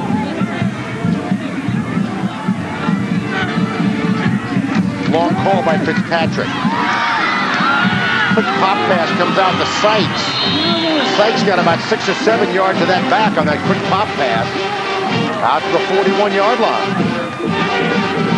So it'll be second down coming up. There's the quick out. And everybody playing back, so Sykes gets pretty good yardage. Look at that. He should have been stopped about 3 yards further upfield. They are just playing with an intensity, or the Hawks here in the second half, that wasn't there in the first half. Third down. Fitzpatrick, plenty of time. Lets it go. Got a man, Mangan, at the 41-yard line. And that pass is in Hamilton territory. That's a first down for Highland. That is the first time tonight that Highland has run a play from the shotgun formation and thrown a pass. They have kept the ball to the ground every other time they've lined up in that formation. But it didn't catch Hamilton off guard. They knew the pass was coming. Mangan runs a terrific pattern over the sideline. Fitzpatrick delivers him the football. What a half for Mangan. He's caught some big passes here in the second half. First down Highland from the 41-yard line. Fitzpatrick's in trouble. Rolling. Going to keep it now, put his head down, and he fights for it and gets 3 or 4 yards before he's knocked down. That's a smart play.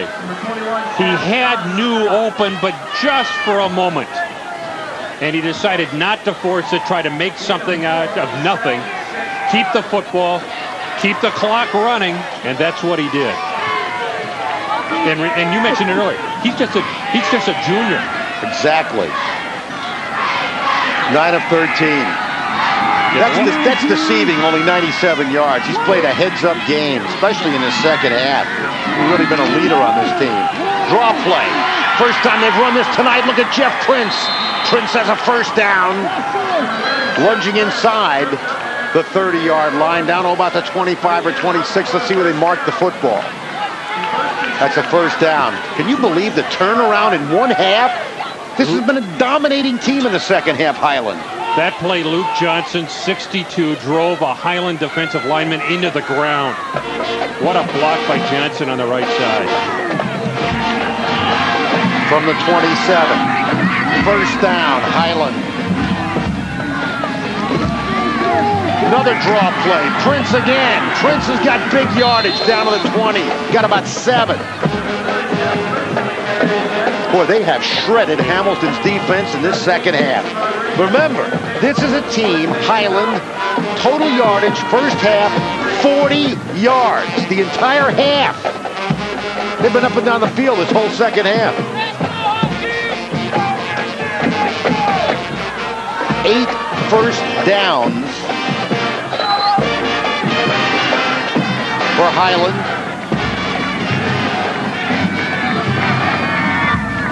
They start a man in motion at Brent Daniels. Give the ball off to Prince. Didn't get very much. The thing is, right now where they are on the football field, they're going to come up third and short. But if they don't make it, they could still go for it on fourth down.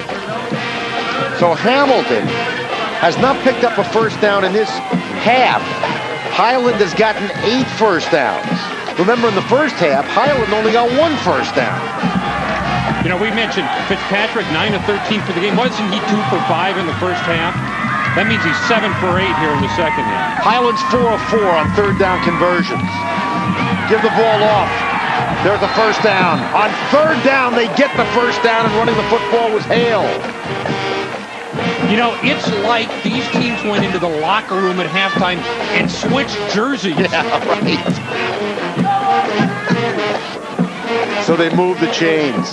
The ball's inside the 15-yard line of Hamilton. This has got to be a real wake-up call for Hamilton. John Wren said before the ball game, we need a test. Gotten one here tonight.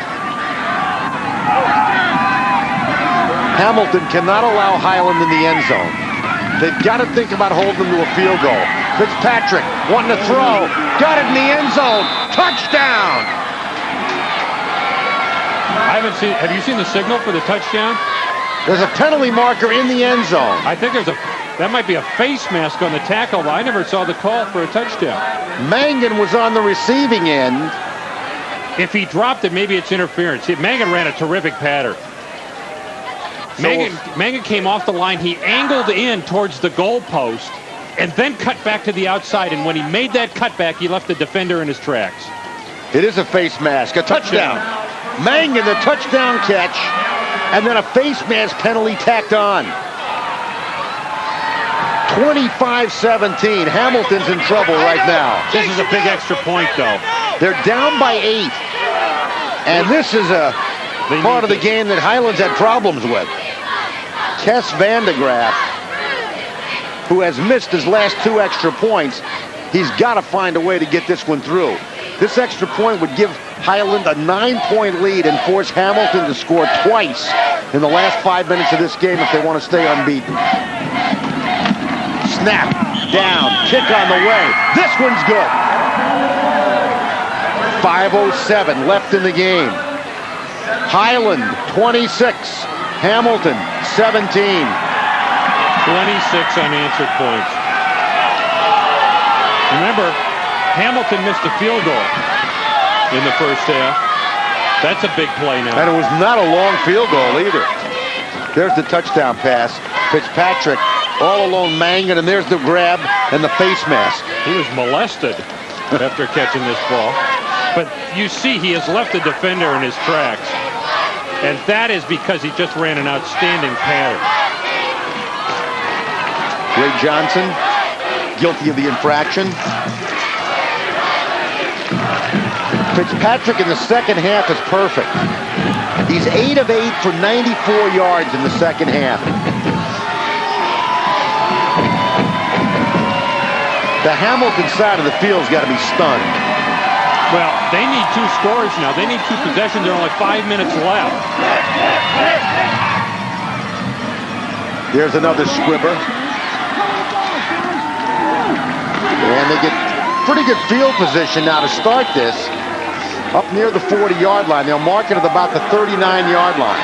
But by kicking that extra point to take the 9-point lead, it now means that a touchdown 2-point conversion is not yet enough for Hamilton. That, in turn, means this. It really takes Terrell Suggs out of the football game. They've got to go to the air. They may be able to use him as a receiver, but Suggs on the ground is not a factor to be concerned about anymore. A little bit of confusion on the part of Hamilton as they come out of the huddle. Everybody going in different directions. And a penalty marker down. It's going to be a penalty against Hamilton. Set him back 5 yards to start this possession. Well, it may be, I should amend what I just said in one respect. It may be that Suggs, they can use him on a draw play, but that ground game, Suggs left, Suggs right, Suggs up the middle, that's not going to help them anymore. See what Suggs' total yards are tonight in this football game. 138 yards. That would probably be his low water mark of the season. Pass out of bounds to Chaz Scott, up near the 40-yard line.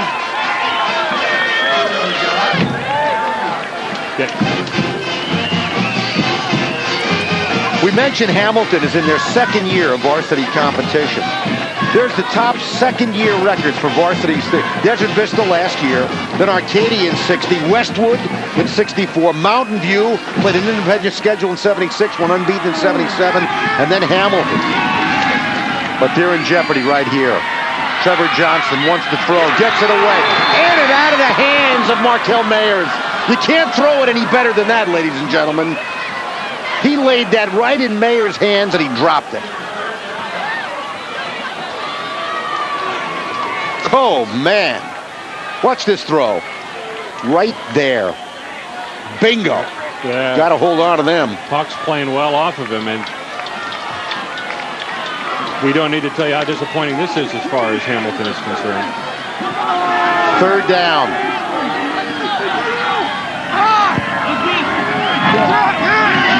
Wideouts all over the field.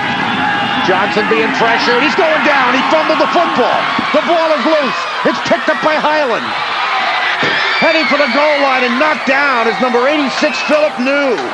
New picked up the fumble, and he rambled inside the 10. Tell you what, that New is one tough customer. Even in the first half, he was giving it a good shot on defense. 6'5", 225 pounds, Philip New. Trevor Johnson is hit right there. Looked like Brian White, the guy that caused the fumble, and here's New picking it up. And New's heading for the goal line and finally knocked down. And fumbles it as he goes down, but it bounces right back into his hands. 4:42 to go in the game. Highlands wanting to score again. They lead by 9. They start Daniels in motion. Give it to Prince. Prince is inside the 5, down near the 2. 26-17. Highland leading. It was 17-0 at the half, Hamilton. Highlands come out and scored 26 unanswered points, and they're 2 yards away from adding another touchdown. It wasn't just 17-0 at halftime. People were falling asleep.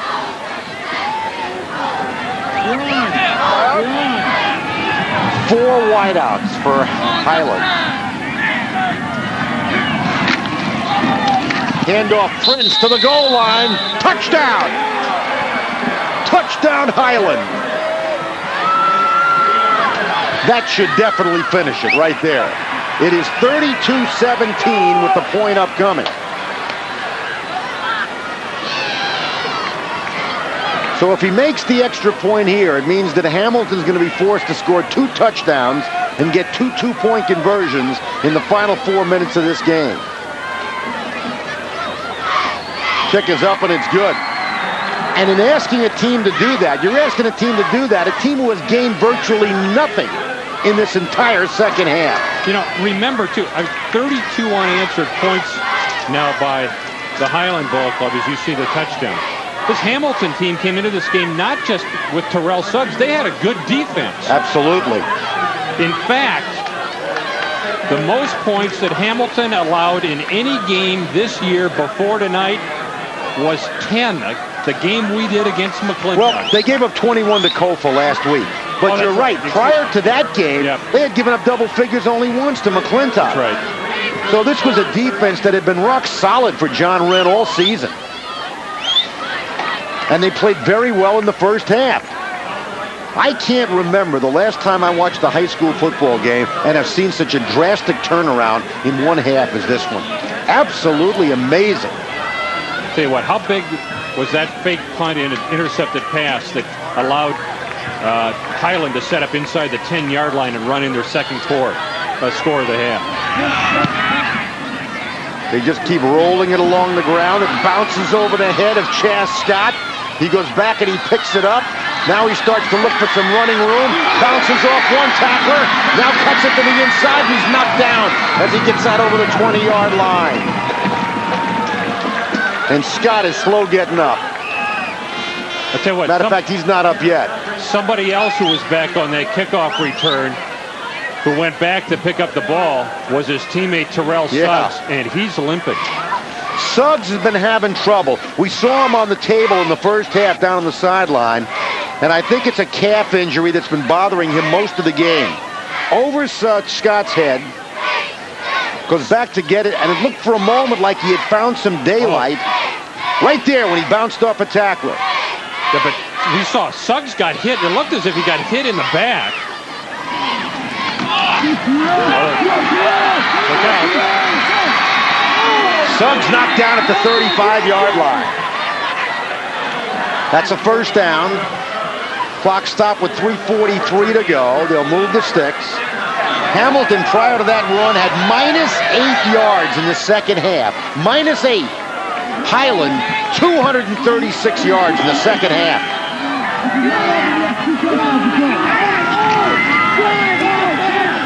Penalty marker down, maybe a hold. Johnson going to get the pass away, and he threw it away. Mayer's closest to it.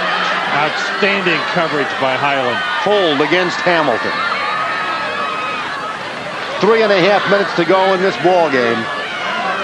Highland up 33-17. Boy, the wheels have come off in the second half for Hamilton.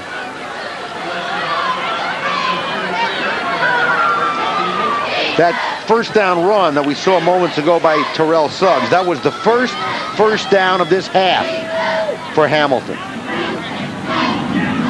Amazing. The ball's back at the 25-yard line.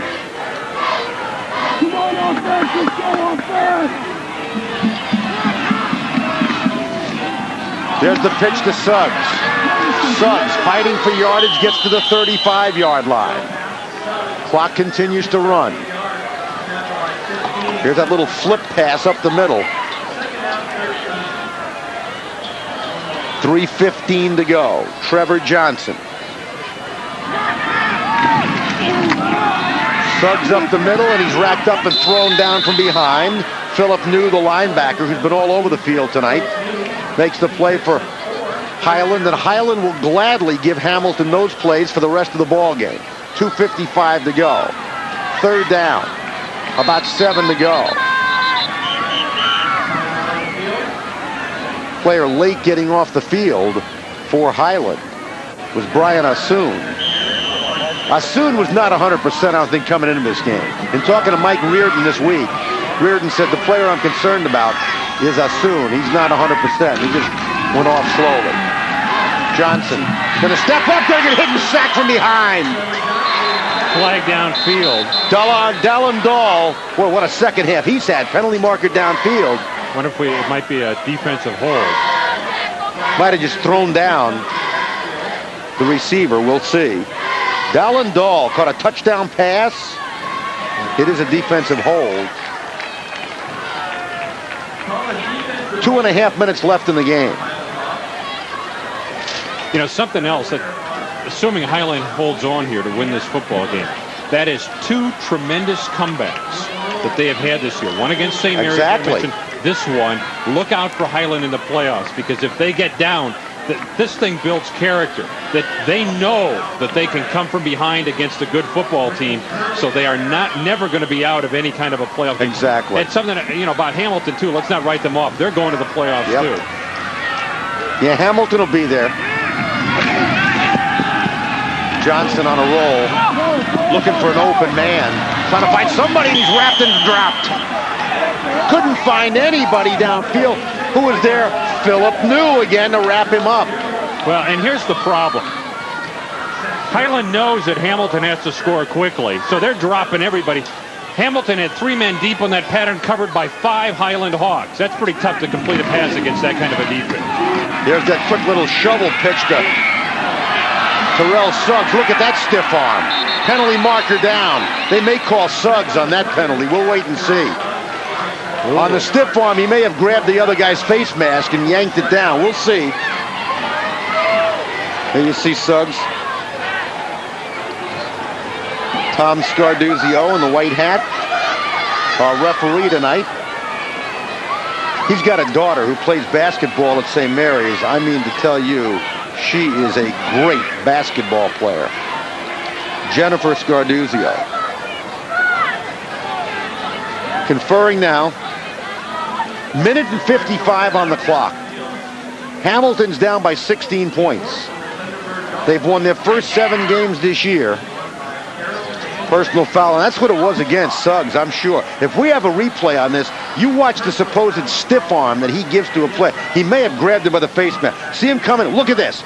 He pushes his way in there, and he may have grabbed onto a face mask. I don't know. But the flag came in right after that. It looked more like a punch to the head. Could have been. Might have punched him in the head. Suggs. Yeah. Only 28 yards in the entire second half for Suggs, so they did indeed slow him down. His lowest output of the year was the game against Carl Hayden. What, 162 yards against Carl Hayden? He had 163 against Carl Hayden, 172 against Canyon Del Oro. Those were his 2 lows. And he has. And tonight, this is 155. 155 tonight. But in the second half, he has not been a factor. Ball is back on the 31-yard line. They have to get to the 40-yard line of Highland to get a first down. They're not thinking first down. They're thinking touchdown right now. pass comes up the field in and out of the hands of the intended receiver, Chaz Scott. That'll stop the clock with 1:50 to go. In defense of Trevor Johnson, he's had some drop tonight that he's put in receivers' hands. I mean, you got to hold on to them when they get to you like that. Mayers dropped one earlier. Here's this one to Scott right there. Nothing wrong with that throw.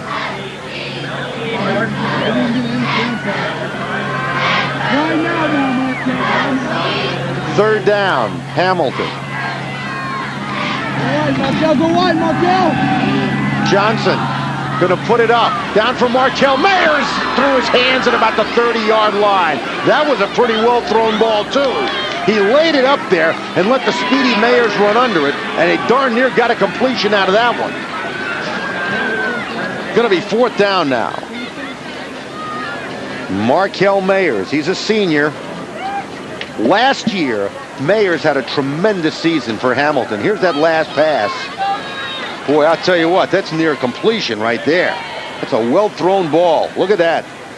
Mayers last year caught 34 passes for 559 yards and 8 touchdowns. He's a top-flight receiver. This is it, 4th down. They air it out for Mayers. He dives, can't get it. That'll do it.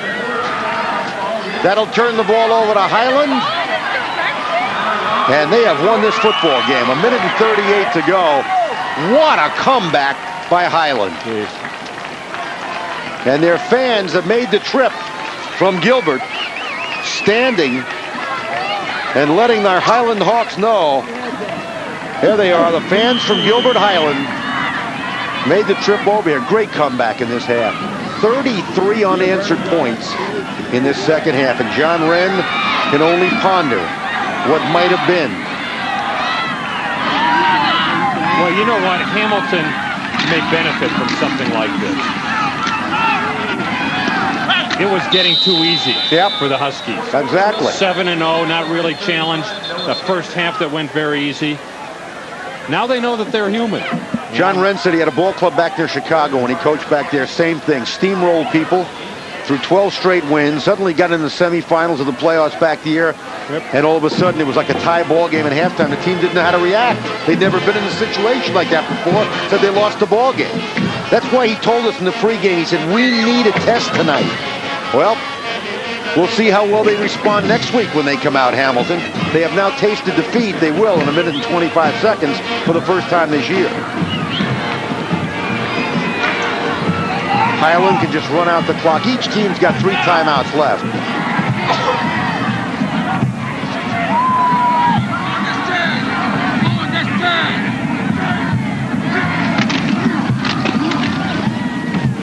Not much. Hale up the middle, thrown back.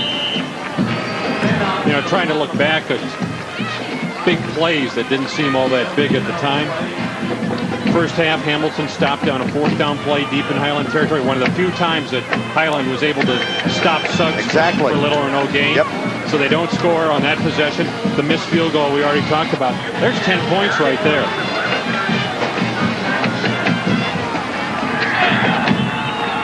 Final 30 seconds ticking away. Stay with us after the game. We're going to visit with Mike Reardon. I want to know what he told his club at halftime. If he fed them Wheaties or Cheerios or anything like that, I don't know. Look at this. Look at this, up the middle, touchdown! Sykes for the touchdown run. Will Sykes. 39-17, Highland. Right, straight up the middle.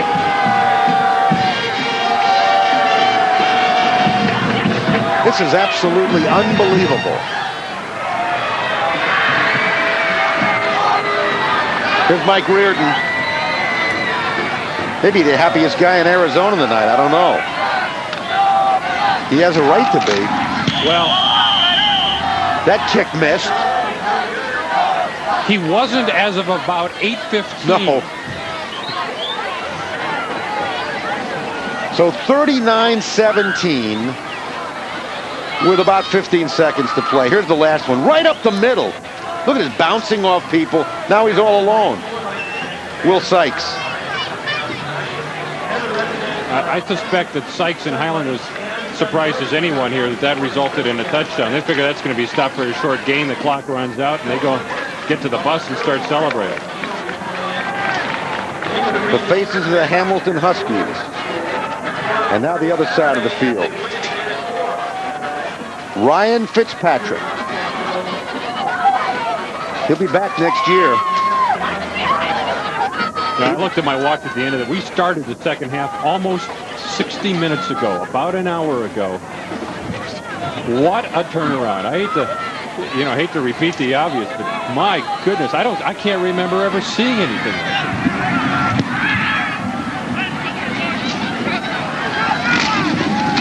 Picked up and run back to the 41-yard line. Dave Crane picking it up and running it back. Here's John Wren. Our thanks to John Wren and to Mike Reardon, two great coaches, very cooperative, both individuals. John Wren's also the athletic director over here at Hamilton.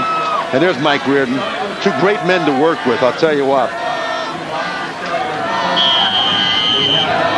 Final 11 seconds of this game about to unfold, and Hamilton about to suffer its first loss of the season. Castro starts in motion. This is Denson, Nolan Denson, out to about the 48-yard line or so. That should be the final play of the football game. They're going to let it run out? Yes. Highland, the Hawks, rally from a 17-0 halftime deficit and roll over the Hamilton Huskies. Final tonight. Highland 39, Hamilton 17. Stay with us when we come back. We will hear from head coach Mike Reardon of Highland High School on our postgame.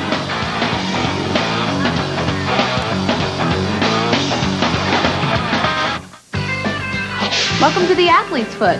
Ooh, nice shave. Brand new. Top of the line. Of course. We've got just the thing. Looking for something in black, maybe? You need soccer cleats, running shoes, hiking boots, something for every day. Right, And you need them in a hurry.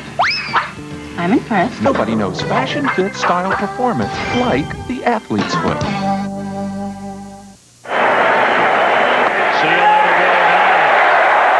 As a Major League pitcher, I know how exciting it is to be part of a winning team. And there's a winning team at work right now in our community that's depending on people like you and me. That team is United Way. With our help, United Way gives hope to people in need through hundreds of local programs. United Way makes the Valley of the Sun a better place to live for all of us. So join me on a winning team. Give the United Way. Quick question. What's Arizona's favorite pizza deal? If you guessed the Domino's Mega Deal, you are right. Only Domino's has the Mega Deal. Any pizza, your choice of delicious crust. All the great tasting toppings you love. Any medium, only $8.99. Any large, only $10.99. Now that is a mega deal. Any toppings, medium, only $8.99. Large, only $10.99. Delivered hot, fresh, and delicious to your door. No wonder Arizona calls Domino's. In an incredible turnaround tonight here at Jerry Loper Field on the campus of Hamilton High School, the Hawks of Highland High School, down 17-0 at the half, come out and score 39 unanswered points in the second half and win a huge football game over Hamilton, 39-17. They lead the region now with 3 wins, no losses, and you're looking at the man who's the head coach of the Highland Hawks, Mike Reardon. I got to ask you, Mike, Rockney was known for some great halftime speeches. What did you tell your club at halftime? I don't think I can say that on TV, to tell you the truth. We went in and made a few changes on defense, but we told our offense that we didn't play the first half. They knew it, and we just woke them up a little bit, told them to stay with what we do and execute it better, and obviously we did. Defense did a heck of a job second half, too. You had 40 yards of offense at halftime.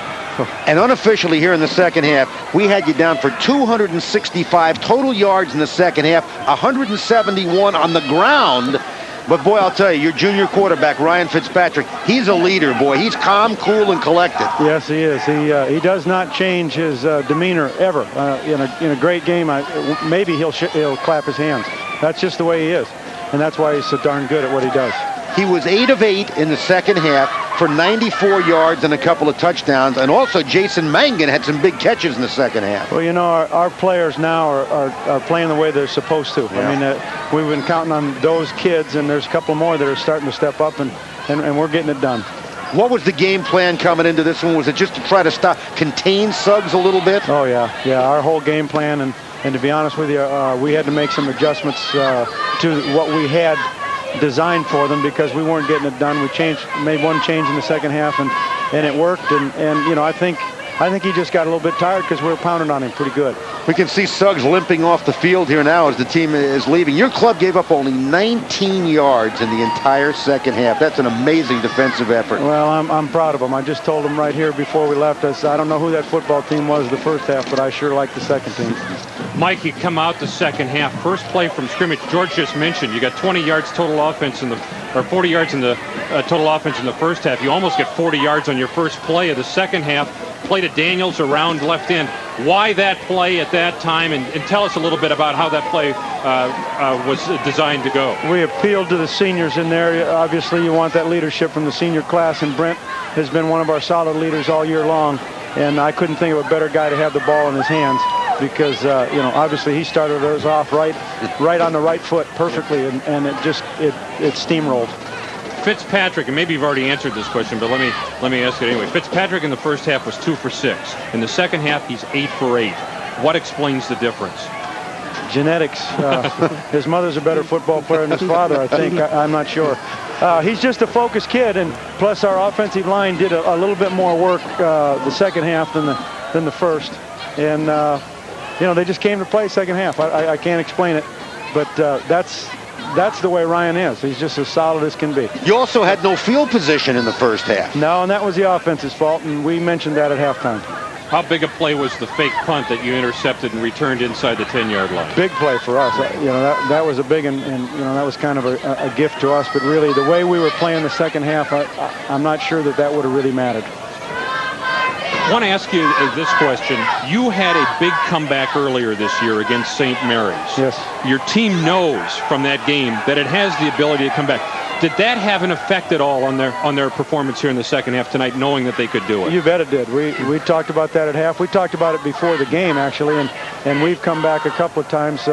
We were way down against St. Mary's and came back, and you know, that builds confidence. Yeah. And you can't beat that, especially in a tight situation when things start going your way. How about the play of Dallin Dahl tonight? You put him in there, catches a touchdown pass, had a big second half. Great second half. His first half was terrible, and we got after him, and he responded. This is first year he's ever played football, and he's done a heck of a job for us. So he makes a lot of mistakes out there, but he makes them 100 miles an hour. Well, you're in the driver's seat right now, Mike. You got 2 left against Kofa and Gilbert, and some people might look at that and say, hey, those are easy wins. I know you're not looking at it that way, especially that last one, which is such a traditional rival with Gilbert. So I know you're still looking at one at a time. Gilbert will be ready for us, but we can't worry about them right now. It's Kofa, and I know they throw the ball very well. They do a good job of moving the ball on offense, so we got to prepare for them now. Well, you did a heck of a job moving the ball on offense in that second half tonight. Your ball club looked like a totally new package, and a great win for you guys tonight. Congratulations, Mike. Thank you very much. Thanks for stopping by. Thanks for having us. You bet. Mike Reardon of Highland High School. There's your final tonight, 39-17. I'm trying to remember a football game that you and I worked over the last 10 years where we've seen a turnaround like this. I can't remember. I'll go back even further than that. We've been doing this about, what, 15 years or so? I am at a loss to remember certainly we've seen comebacks, but such a stark contrast between a team's performance in the first half and the second half. And it was interesting what Mike Reardon had to say. A few adjustments, but not many. It was mainly appealing to the character of the team. And I think that may be no more exemplified than the play of the defensive line. Remember, in the first half, those white jerseys were moving back. In the second half, they were getting across the line and stopping Hamilton. I guarantee you, as good as they are, that Highland coaching staff did not go into the locker room at halftime and start coaching technique. Exactly. The reason that happened in the second half is because there was some sort of pride that rose to the surface on the Highland Ball Club, and they started doing things that they weren't doing in the first half. And you really have to marvel at them and really salute them, because you know, when you see character manifested this way, it really is a tribute to what is a terrific organization, from coaches, administrators, and especially the players. It was a marvelous effort by them tonight after a very disappointing first half. Highland wins it 39-17. And when you take a look at the final statistics, keep in mind the fact that Highland did indeed have only 40 yards of offense in the first half. And remember, Terrell Suggs at halftime had about 120 yards. And they finished, you see where Hamilton finished, with a 167 on the ground. Suggs himself averages better than that. And they are outrushed tonight by Highland, who come out in the second half and almost get a total of 200 for the game. And you see the total yardage differential. Turnovers, Hamilton turned it over twice. Highland was perfect.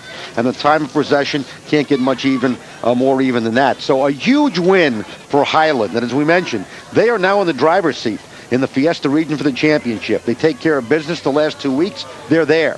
And they got to play Kofa next week at home, and then they will travel to Gilbert and meet Jesse Parker's Gilbert Tigers in the final game of the season. Hamilton's got to regroup now. They have a home game against Mesquite next week, and then they close out playing the Wolves of Chandler at Chandler on November the 12th. Well, next week, we don't really know what game we're going to be at. It's going to be one of two games. Either Westwood at Mountain View, for what a lot of people think is going to shape up as the East Valley Region Championship game, or Paradise Valley hosting St. Mary's. That could be a key game depending on what St. Mary's does with Horizon as we speak to you right now. So one of those two games next week, our game on Cox 9. Our thanks to Bob Corwin again for a great job of handling statistics here in the booth. And now for Doug Gerlach, I'm George Allen.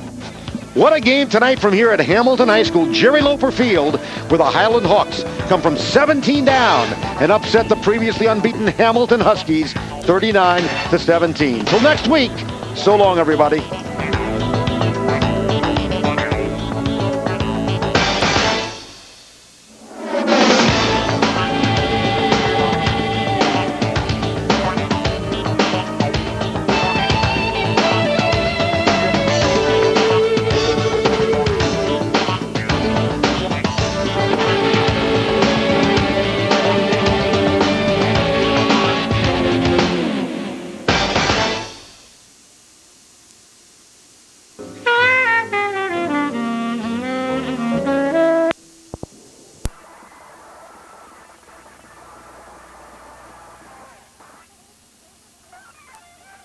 Sandy or rough roads, on long, thirsty drives, my oxen were lowing with the heat and fatigue. I would put my arms around Tom's neck and cry bitter tears. That was all I could do. Tom was my favorite and best and most willing and obedient servant and friend. The pioneer exodus from Nauvoo, Illinois began February 4th, 1846. Nearly 4 years earlier, in August of 1842, the prophet Joseph shared his foreknowledge of the trek west. I prophesied that the saints would continue to suffer much affliction and would be driven to the Rocky Mountains. Many would apostatize. Others would be put to death by our persecutors or lose their lives in consequence of exposure or disease. And some would live to build cities and see the saints become a mighty people in the midst of the Rocky Mountains. Brigham Young received a vision of Joseph Smith in which Joseph showed him a mountain and an ensign upon its peak. Joseph said, "Build under the point where the colors fall, and you'll prosper and have peace." The identification of this mountain peak as the saints entered the Salt Lake Valley in July 1847 confirmed to President Young that the pioneers had found their destination, their Zion, in the tops of the mountains. We know this conical dome-shaped mountain today as Ensign Peak. It rises above the valley floor just north of where we now sit. The exodus from Nauvoo and across the prairies, rivers, and mountains to the Salt Lake Valley was a migration of major proportion. Near Mount Pisgah, one of the communities the Saints established in Iowa, Wilford Woodruff recorded, "I stopped my carriage and had a most splendid view. I could stand and gaze to the east, west, north, and south, and beheld the Saints pouring out from the hills and the dales, with their teams, wagons, flocks, and herds, by hundreds and thousands, until it looked like the movement of a nation." Traveling across Iowa, the pioneers' worries centered on food and forage, wood and fire, and ceaseless snow, rain, and mud. A broken axle or a missing ox became a crisis. Tragic illness overcame many who were wet, chilled, weak, and malnourished. The 265-mile trek from Nauvoo to winter quarters took 131 days. By comparison, the trek from winter quarters to the Salt Lake Valley, which was about 4 times the distance, approximately 1,032 miles, took only 111 days.